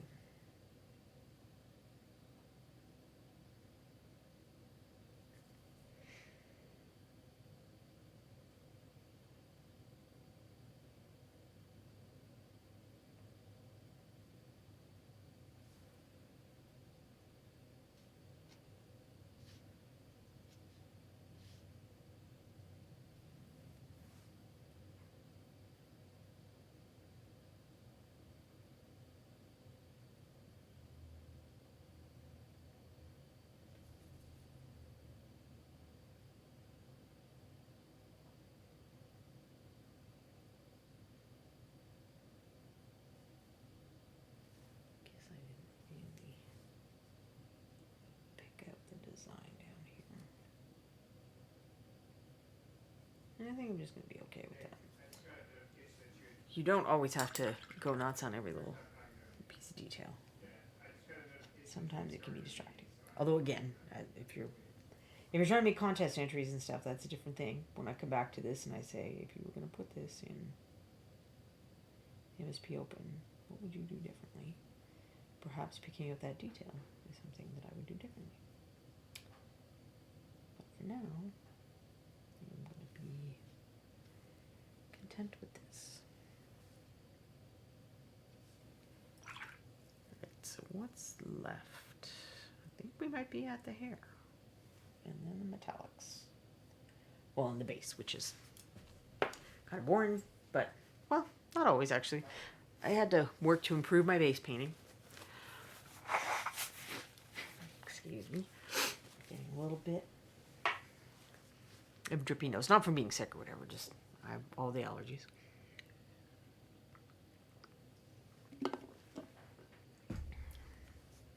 Winter air circulation does not always do me favors. So his hair, I think I must have had a darker paint that I pulled out for some other project since it's taken, 3 months to get through this. Yeah, whatever color that is that I no longer seem to have is probably what I painted his hair. But it appears we get something very similar, mixing the faded khaki with black and brown. And mixing actually gives you, more unification in your color scheme. The more you use colors that appear elsewhere on the figure in other areas instead of getting a whole new color. Draws things together better. Well, that is way too dark. But we will need to put some shadows in his hair, so that's fine. I will make some darker mixes as well.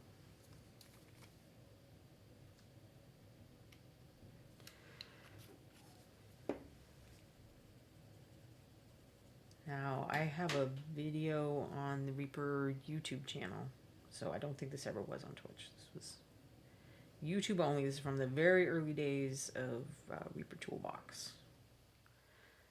And one of the times I went down to Reaper, they had me put this video together. It's about painting hair. So if you want, like, the full story of how I paint hair or whatever, this information is available on YouTube. And then there's, if Wendy can find it, there's a post on my site, so it'll have a link to the video. It'll also have pictures of the figures that I worked on in the video, and I think there's some reference photos so you can see where I'm coming from with my suggestions of how you paint hair.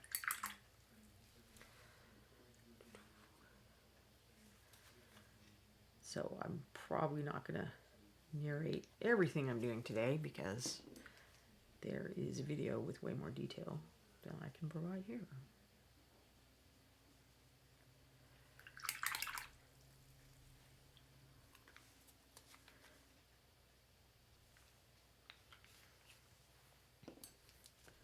And we might get to do a little experiment.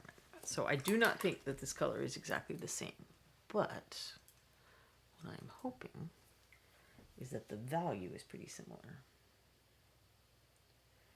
I think that's a little, no, that's about right. I might have to make another shadow actually, because that was what I thought was a shadow color and it's actually a main color of his hair. So I've just, quick mixed a range from darker to lighter. So that's the black and brown straight up. I'm going to thin these shadows down a little and add just a little more of that. And then this is, various mixes with the faded khaki. Then that's just straight faded khaki. And then this is various mixes with the, well, actually that's amber gold since I had it. And then that's the Assyrian Sand. I do like a pretty wide range of contrast for hair if you're talking, healthy, shiny hair. Which is what I think an elf would have. Let's see. Wendy does have the article, so you can go check that out if you want to. Marilyn says, seeing as how we're discussing color inspiration and how to pull it together, perhaps people might have a suggestion for me. My current Snake Lady model is Prussian sapphire blue scales and a torso of burnt sienna overlaid with raw umber. What color would you paint her scale mail boob covers, since they don't really qualify as either armor or undergarments? Well, I guess they could be leather armor? I don't know. Are you using metallic or not metallic? People might find that helpful to know.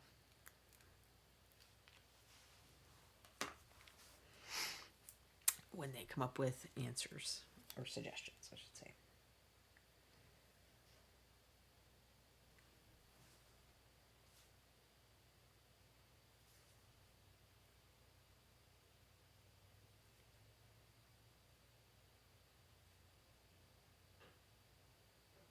Because if you already have kind of earthy tones on the torso, I would probably do a dulled down version with the, a dulled down version with your blues. So like blue-gray metal, if you're painting it as a non-metallic metal.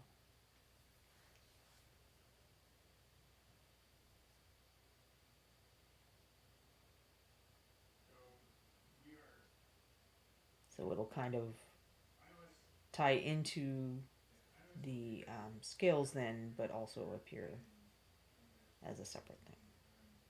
And then play off the colors that you have on the torso.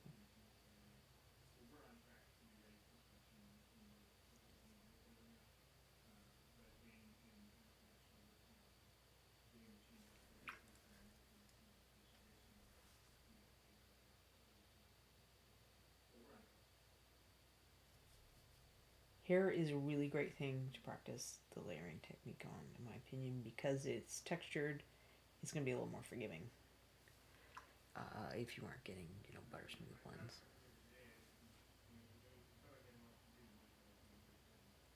Especially if you use strokes that go in the direction of the hair.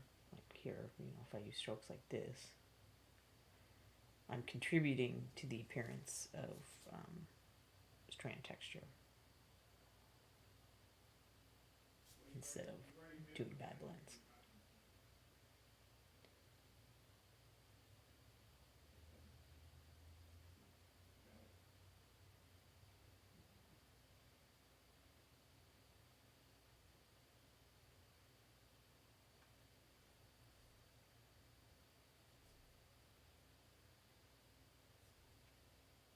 Spots where it's a little tricky to get the brush in.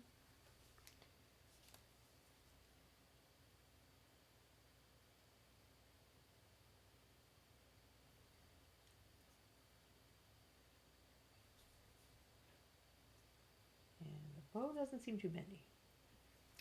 I think this is Bones USA, so it's not as bendy as some of the original formula to move things out of the way.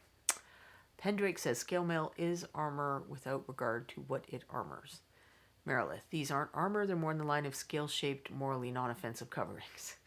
Who made the model? I have to see it, I guess, is what Pendrake said next.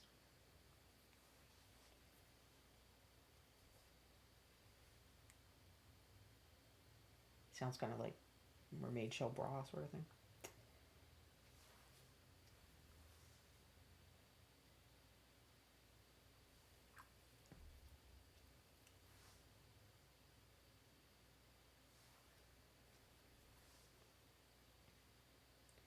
So I don't think I matched the color that I originally painted on this hair, but it mostly doesn't matter because it's definitely in the same family and I matched the values.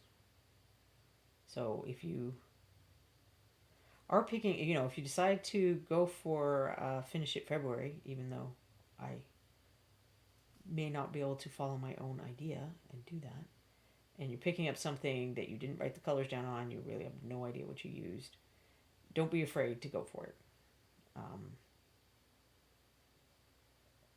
Either you can just repaint over the whole thing a new color that's kind of in the ballpark of what you were doing, or if you match the value and you can do just a little test. I could have done just a little test and then wiped it off with my fixer brush.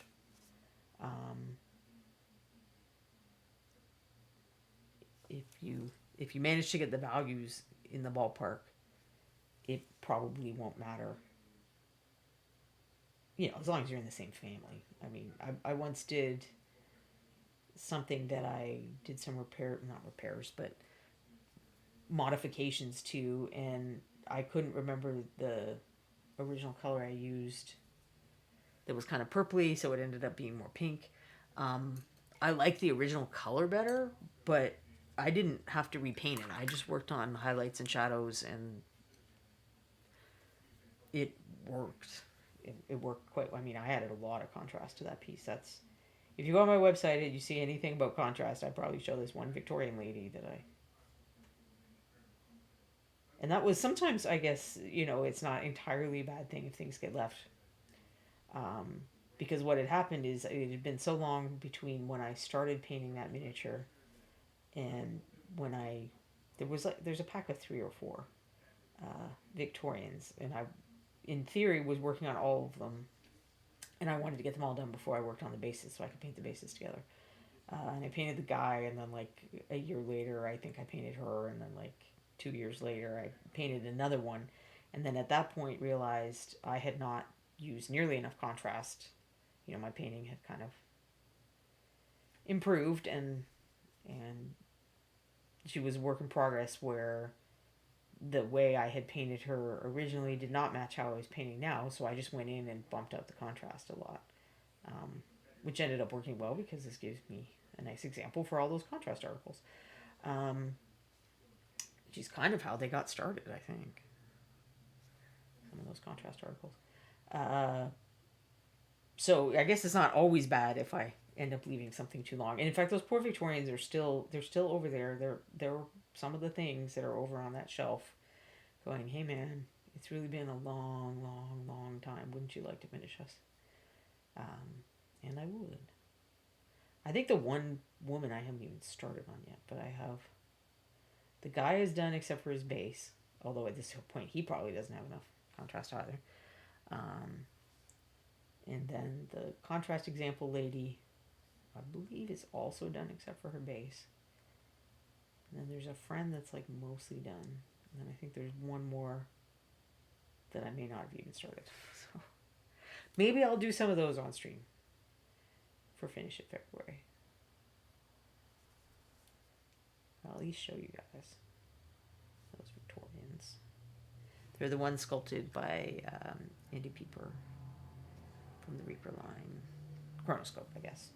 Originally, so in original metal it's Chronoscope, and then I think it's 3 out of the 4 of them are available in bones. But I started these so long ago that they are metal. They are definitely metal. Alright, now let's start getting into some nice... Uses the good conditioner highlights here.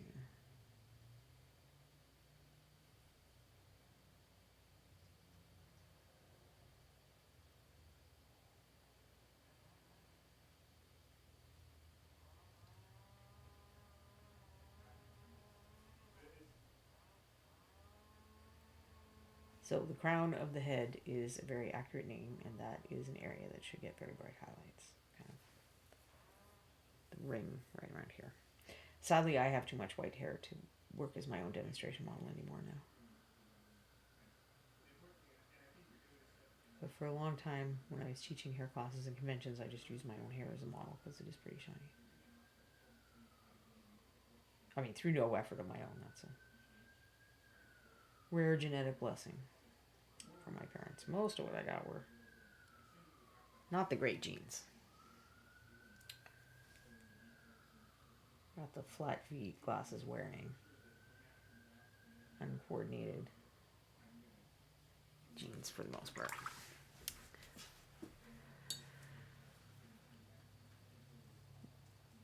So Meryl is painting Van Dorenda 77117, but the stock photo on the website doesn't have the male coverings as of last week or so.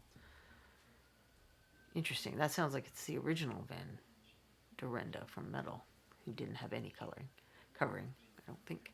I consider MSP Jungle Moss as one option since I don't really have a verdigris. Verdigris is a lot more teal than Jungle Moss. I mean, I like Jungle Moss as a color, but it's not. It doesn't look like verdigris.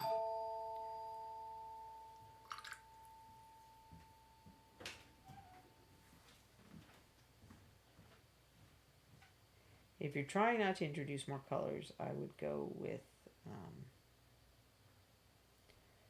dull blue if you want a metal, and Casmania said brown for the scales, I think, if you want leather.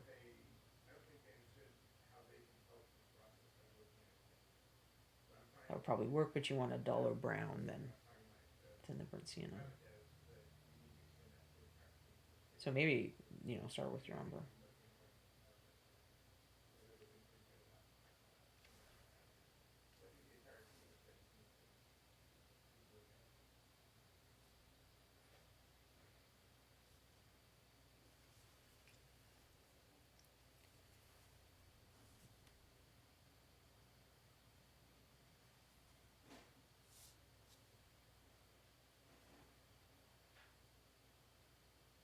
I don't know if you guys just heard my doorbell or not. It appears that we got a package.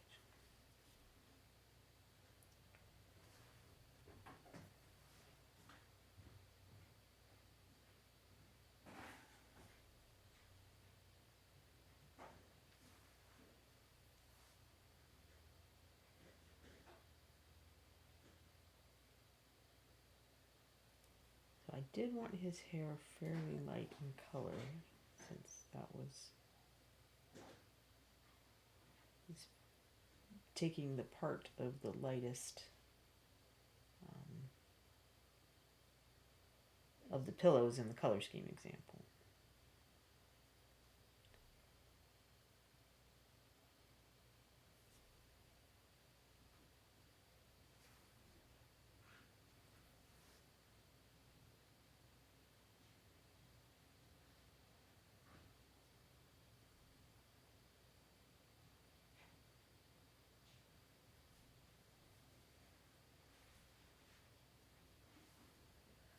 Now I'm going to go through my...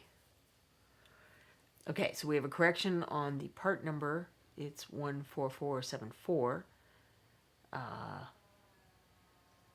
Gray Mouser has verdigris from the sample paints I got at Christmas. It's like a blue-green. Yeah.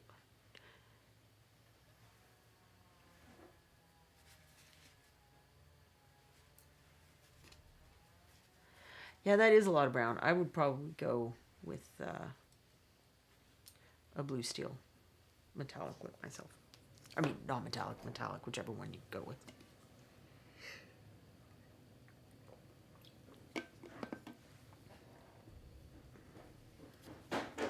Because right now you've got, a blue-orange color complement working. Unless you have some other color on the figure, because you could go to a tetradic scheme. So let's get the color wheel out for a sec. All right, so right now you have something that sounds like a blue-orange complement. Because you've got blue in the scales, and then the browns are taking part of the orange. So if you add like mossy green would pretty much be a true green.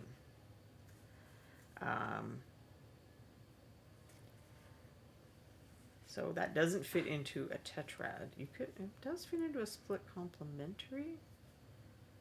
Yeah, a green might work actually. So if you add a little more red in your orange, a green would work. So that would be a triadic color scheme then.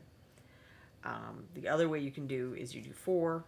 So you've got the blue orange, and then you can go like purple yellow. And you don't necessarily have to make all of these colors equal. Like the purple could be, you're just using that in some of the shadows and places. It doesn't have to be everywhere. And then you have the yellow is gold, NMM gold, for the jewelry and whatnot. So I think you either need to pick a color that works with the triad. So the other triad would be, what is it? The other triad, nope. Yeah, you pretty much, if you're going to triad to fit the orange in, you pretty much actually do have to do split complement, I think. Well, okay, that's the other way you do the split complement is yellow orange and red orange. So you make one of your like a non-metallic or something that's more yellowy orange, and then you shift the scales a little to have a little more red in them. So that is what the color wheel would tell you to do, which, again, that's not the boss of us. We don't have to do what the color wheel says. But you can try. I cannot remember the website offhand, but if you Google like color picker or something, you probably should get there. It'll have a thing where you can pick a couple of your starting colors and then run through some of those color schemes that I was talking about, where it'll show you the colors that you would fill in with tetrad or triad. What by, you know, those color wheel rules, colors that would work, and it'll show you like different saturation and value levels, too, because that's what I was talking about, where if you use blue, if you use essentially the same blues you have, but you gray them down for your steel, it's still going to play off your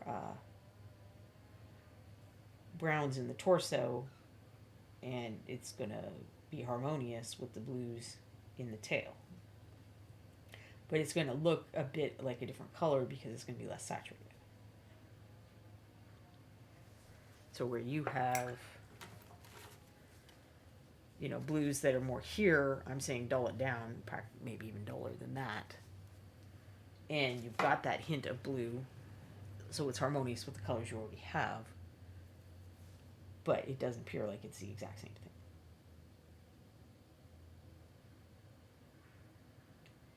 I think I need to widen those highlights a lot. Since this is supposed to be a pretty light area.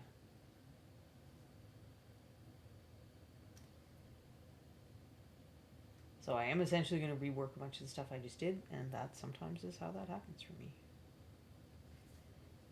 I have to get to a certain point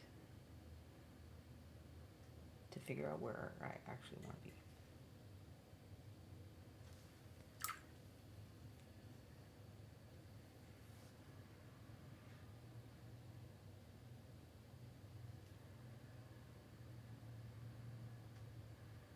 And maybe I do want to go up to full white on his hair.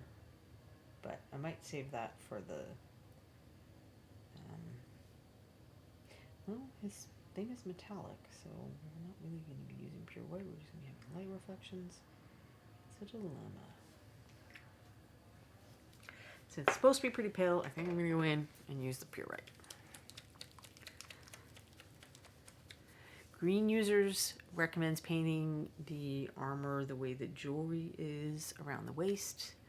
As many as 7. After looking at the figure, talking about the chest area and orange gold for the tassels. If the body is brown, because orange is a contrast of blue, you said, and brown is a dirty orange.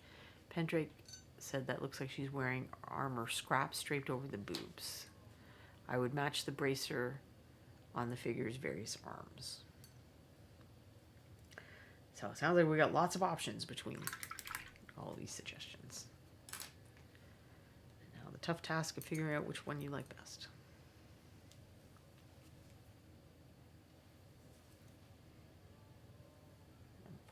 Thin down the white a little. We'll see if that was a mistake or not. I don't think it was.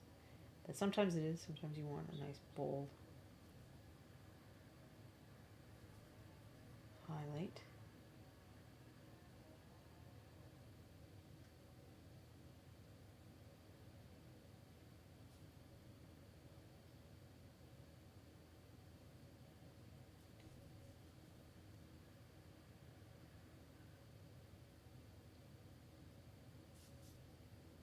Is a little too symmetrical in placement on this side, I think.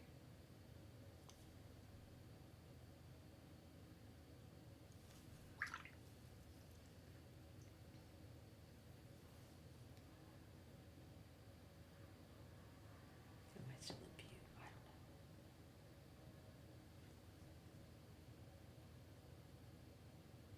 Sure, I'm going to ask you. You guys are regular, you guys who are regular watchers of Reaper streams, am I being parent? I feel like my video quality on the document camera isn't always as nice as what I see with when I'm watching Anne or Michael's streams, but I don't know if this is my imagination, because I know, I know what I'm looking at in real life, where I don't have the things they're painting to look at in real life, at least not simultaneously. I usually don't see them until later. I don't know. When I look at my thing, sometimes it seems a little fuzzier than I expect, or like, you know, some of these transitions look a lot starker. You saw that with the dark skin, that they look a lot starker than they do when I take pictures. But I don't know if everybody's video is looking like that, and I'm just more aware of it on my own videos, I guess is what I'm saying. So let me know what you think. I don't think there's any options for adjusting the camera that I'm unaware of. But I will bug Justin to find out if it's not just my imagination. So I'm trying to lighten the hair up overall. I do like strong contrast on hair, but because this is supposed to be very pale hair, I'm going to have to pull some of that back, I think.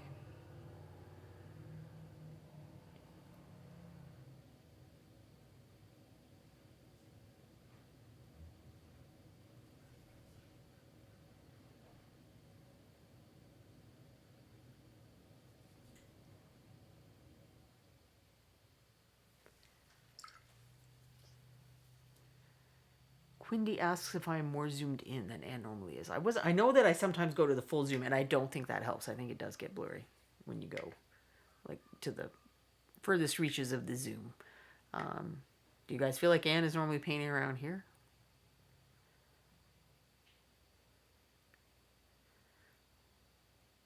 So she doesn't zoom all the way in. But don't you find it helpful if I zoom in so you can see where I'm putting the brush more? Or is it better here because you can see the colors a little more as intended?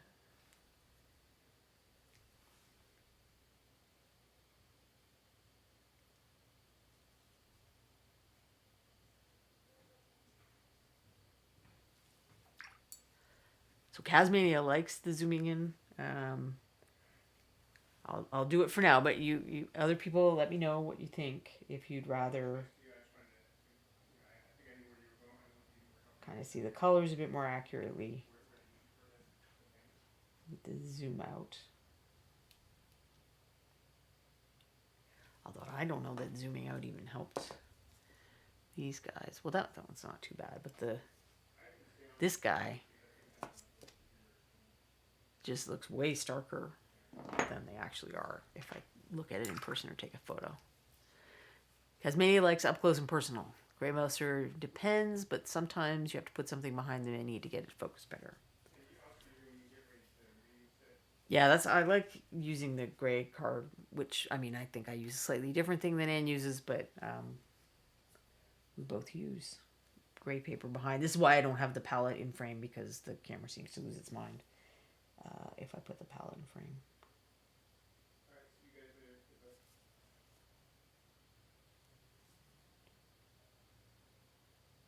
It's like then it has too many options of things it could be focusing on. It's like, I cannot pick.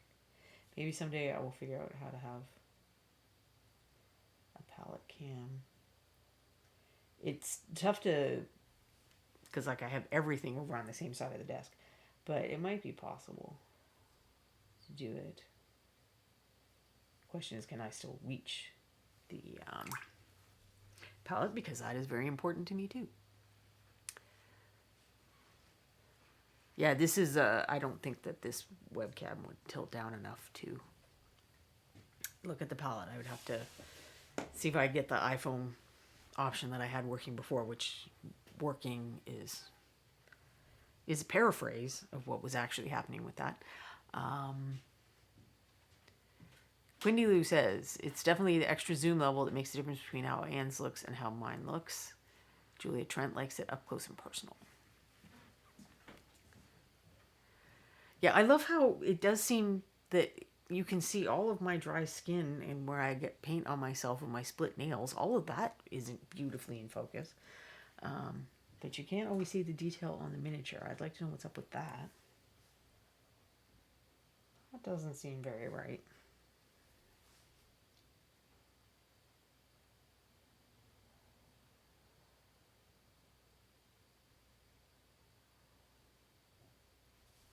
So I love hair, and I wouldn't go on painting this hair all day. I probably should be made to stop. Although I don't think we're going to get to the metallics today. So I don't know if I should just finish up those little bits on my own initiative or do that on a stream. Maybe I'll just keep that as if I end too early. Because I'm usually pretty good at the timing, but there's been a couple of times where I'm like, okay, I'm done, and what, how is there still an hour left? How did I get through all of that in an hour? So maybe I'll keep them around as a just in case, but the bases are probably a better time filler project.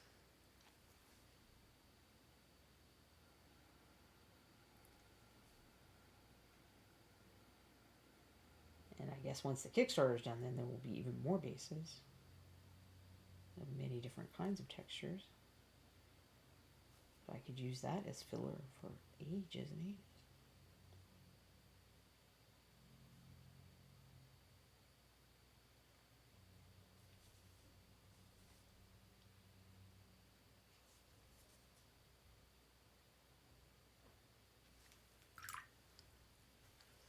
Quindy says, I think with the dock cameras you can adapt the depth of which it focuses.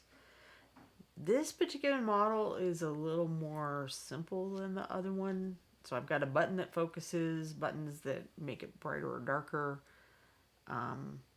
zoom in, zoom out. What's that one? Oh no, I think that flips the, yeah, woo, that flips that. And then you guys know I love my funky colors one to get to the black and white sometimes. Which maybe we should take a look at this guy in black and white and see whether the contrast is popping or not. And we'll look at the Waghalter, who is not popping with contrast.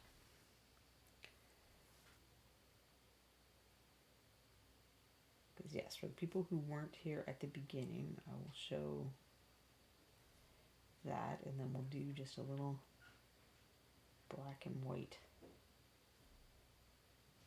fun time before I sign off. Now, unfortunately, we're going to have to go through some of the drug settings before I get to the black and white. So I'm happier. It took me a while to get there. I started a little darker than I should have, but we're trying to get that pillow, so I definitely wanted to make his hair lighter in color.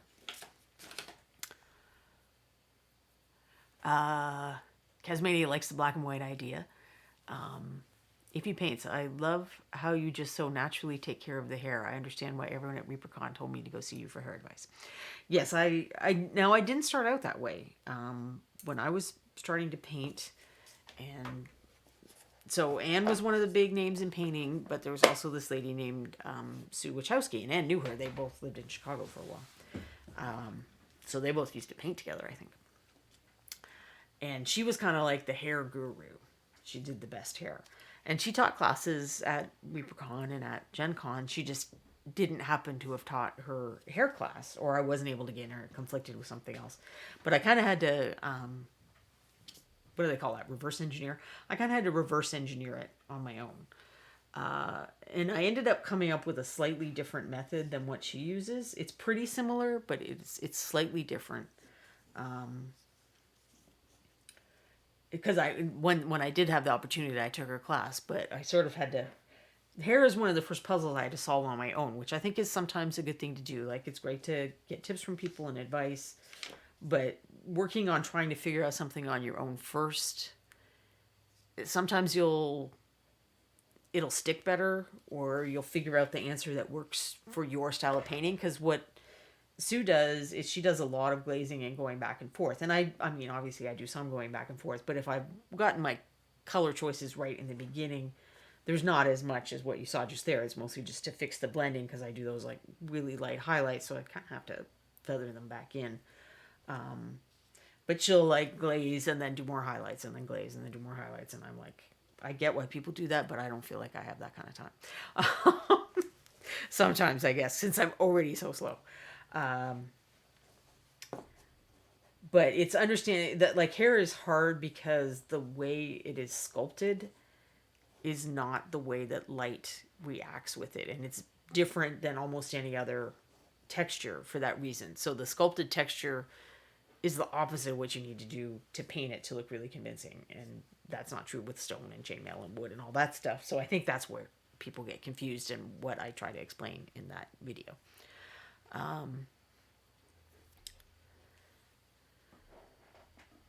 Greymaster's trying to remember if I did the other video without magnification. I might have done, because I think I had my old Optivisor then, and that was like real close up, and we were using different cameras, so I couldn't get that close to the mini without the thing going in. But then when I went back and took a picture of that miniature later, you could tell that I was not wearing magnification. It was not as precise as it could have been. Even this, if I look at it later, I'm going to be like, Max Sal's painting. Took a one-on-one class from her. My first ReaperCon, she helped level me up. Yeah, Sue did a lot of teaching and sharing with the community. She and Anne and then Jen Haley were among the first to do that. And they had a pivotal influence both on me and the hobby as a whole. Greymaster said, I talked about treating hairs as blocks as area. Yeah. Basically ignore the strands until the end. And even here, I didn't, because I had started dark, I ended up not going back in and doing his strands. All right, so this is the Wag halter, who I said is a study in not contrast in a way. And Ron wanted him that way. If I were painting this on my own initiative, I would definitely go in and add more contrast. I would take the NMM up a little bit more. I would take the highlights up around here a lot more. I'd probably do more edging in spots. I still don't know that I would pick this kind of character concept to do a contest entry in, because it's really hard to, the stuff that grabs your eye is, we've got nice color contrast here. We've got really light values. We've got really dark values. We've got saturated colors. We've got less saturated colors. It's going to move your eye around in a way that's just, it's so subtle. So I can make this look nice for a photograph, and my stuff tends to look better in photography than in person anyway. I mean, like shelf test boy. I'm not saying that I lie and adjust my photos or anything. I'm just saying I paint for a close-up view more than the arm's length view. So let's see if we can get that. All right. So maybe we'll do this with these guys, and then I'm gonna go to black and white. You're gonna feel like you're on drugs in a minute, because I got to go through like a bunch of things before we get to black and white. Oh, wait, that was the wrong one. Hold on. There we go. I mean, that's no tan, essentially, I guess. So that's just what's light and just what's dark. And you can see that everything on this guy is dark other than the non-metallic highlights and just a little bit on his nose. Whereas there's a much wider variation here. You can do this with, there are programs, and I think one is called No Tanizer. So it's Notnizer if you look for it. It's on iPhone. I don't know if it's also on Android. I'm sure that Android has something similar. There's probably ones that are called value things, but these are like regular artists have problems with this too. 2D artists have problems with this too. So there are programs that break your image down into, in this case, it's doing two. It's either white or it's black. And that's what a true no tan is. But you can do it so it's 3 levels or 4 levels as well. So you can see that this guy really is just a brown blob, whereas these are broken up a lot more. I mean, this guy's still pretty dark and brooding, but there are light spots to move your eye around. And then let's see what he looks like from the back. I'm just a little curious. There's a bit more of a mix on this, but interestingly, it turns out a little darker than I thought in some ways. That orange is a little darker. I guess that's the reverse negative option. I don't know what some of these are, like why they're on this camera, how teachers would use these. Oh, they're fun and yellow. Like I don't think this came with a manual. I have no idea what's happening here. There are some colors that it's turning to blue, and what it's using to make that assessment, I do not know. But here we are in normal black and white, which will help us see the value relationships a little better. Now, value isn't your only form of contrast. Hue makes a big difference. Like, actually, he loses some contrast in the, now that we're straight black and white, but his hair like stands out so much. So there really is a huge value difference between his hair and the rest of the figure, which fits the, let's see what the pillows look like in black and white. And that's kind of what happens. That one light colored pillow is very light colored. The second from the bottom one is the one that I used for the metallics, which is also going to be lighter color because it's a light color metallic, plus it's catching the light. And then his face is fairly light color and the rest is dark. But there's more contrast when you look at it in color because there's also color contrast. There's that orange against the green. That's part of a color triad, is orange, purple, green. And in this particular figure, the purple ends up being the metallic. There's a little bit of purple in the metallic. So that's what I was saying, when you have a color scheme, you don't have to use all the parts equally or obviously for it to still be a triadic or tetradic or whatever color scheme. This guy, it's not totally terrible. I mean, I did manage to make some distinction between, the boots versus this versus this versus this, but he's still not going to grab your attention from the shelf. And then there's subtle color stuff in here, but there's not strong color contrast in here. There's a little bit of texture contrast, but there is no strong contrast on this figure. And then these both have a little more contrast. So this is overall a fairly light color scheme with some dark spots, and this is overall a fairly dark color scheme with some light spots. And then they both use a fair amount of color contrast to add additional interest. This guy also has texture contrast, where I painted that one a little smoother. So the back's a little boring on this one, actually. Maybe I should do something else. But there is that non-metallic thing on the back.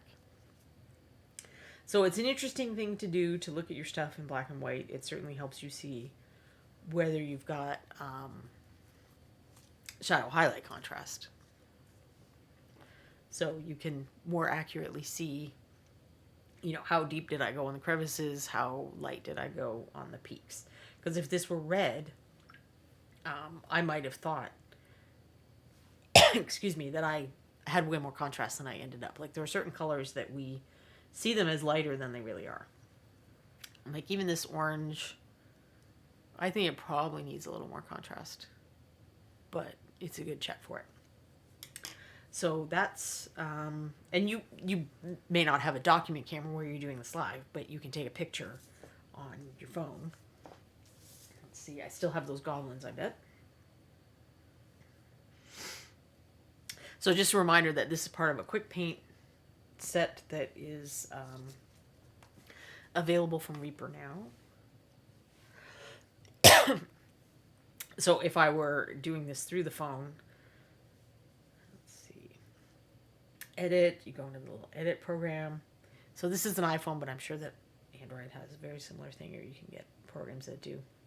And then it's got all these like Insta type things you would do. But eventually I'm going to hit mono. And then I've turned the photo into black and white, and you can take in progress photos and do a little check on your work for the contrast.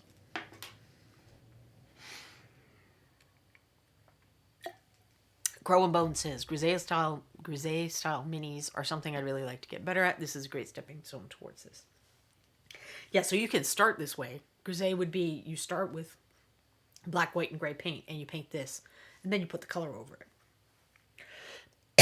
So some of my contrast articles, I've used like a rough Grisaille underpainting, and then I paint the color over it. And that helps me try to get the values a little better, because I'm not saying I'm great at this by any means, because I'm not. Then I guess this is supposed to be like old sepia tone version maybe, and then we're back to normal. But these are the goblins that are actually from the kit. So the ones in the picture I just showed you were the ones I painted for the Bones 5 Kickstarter. These are the guys that are in the quick paint kit that Reaper just put on sale. And I tried to, using tabletop techniques, but get them as close in the color scheme as I could. I was actually surprised at how well I did that. And they're orange because Ron has feelings about goblins. I felt like we should put a green paint in there with it, so you could paint them green if you were someone who felt that goblins should be green, and he voted me down on that. So you can paint them green. You're just not going to get the paint in the kit to paint them green. But actually, I think if you used like pretty much the same instructions, but like a darker green and then a lighter green, you would get a very similar result, but as green goblins. And then I had this guy out because starting tomorrow, he's going to be the gift with purchase miniature, and then you can just buy him as well. And today is the last chance to order. Where'd he go? Well, I had Julie's awesome Knoll Ravager, and now I don't. But today is the last day to get the Knoll Ravager as your gift with purchase. Oh, and I meant to show you guys color. There he is. The colors, because starting tomorrow, they're releasing more of the Kickstarter colors as well. So this month they released Bruise Purple, Carnival Purple, and where's the other one? Ashen Brown. Which I use those two colors, not the Carnival Purple, obviously, because he's not a Carnival Purple guy, but I use the Bruise Purple and Ashen Brown on that guy a lot. But this month we get Wild Violet, Black Indigo, and Rich Indigo. So if you weren't in the Kickstarter and you want some of these colors, they will be available tomorrow, I believe.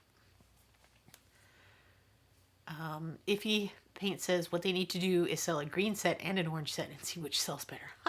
You know what? I may suggest that to Ron, because that'd be kind of funny. Grey Mouser, ironically, I like that Goblin paint set, but I have two of the paints already, and Reaper paints last.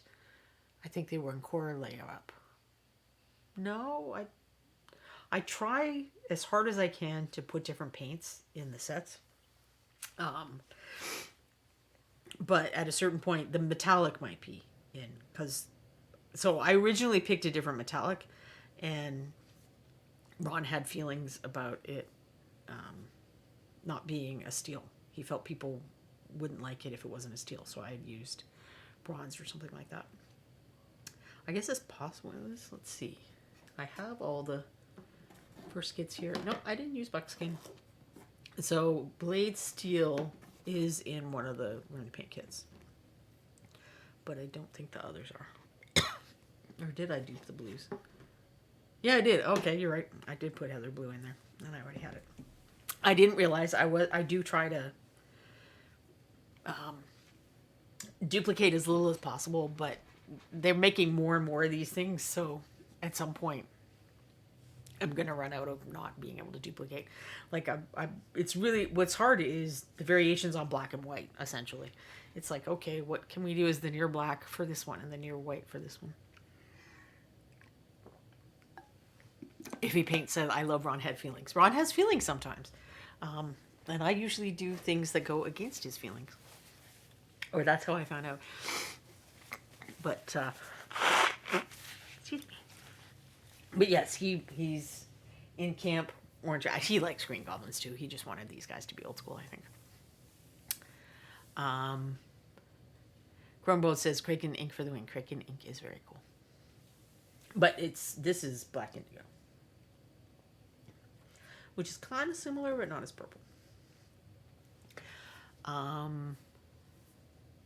Daka Flocka Flame loves all the purples that came in Bones 5. Me too. There's no such thing as enough purple in my world. But okay, I think since my voice is going again, that I am, and I'm past time, so I'm not coming in short, that I'm gonna let Quindy find you guys a raid, and I will see you next week.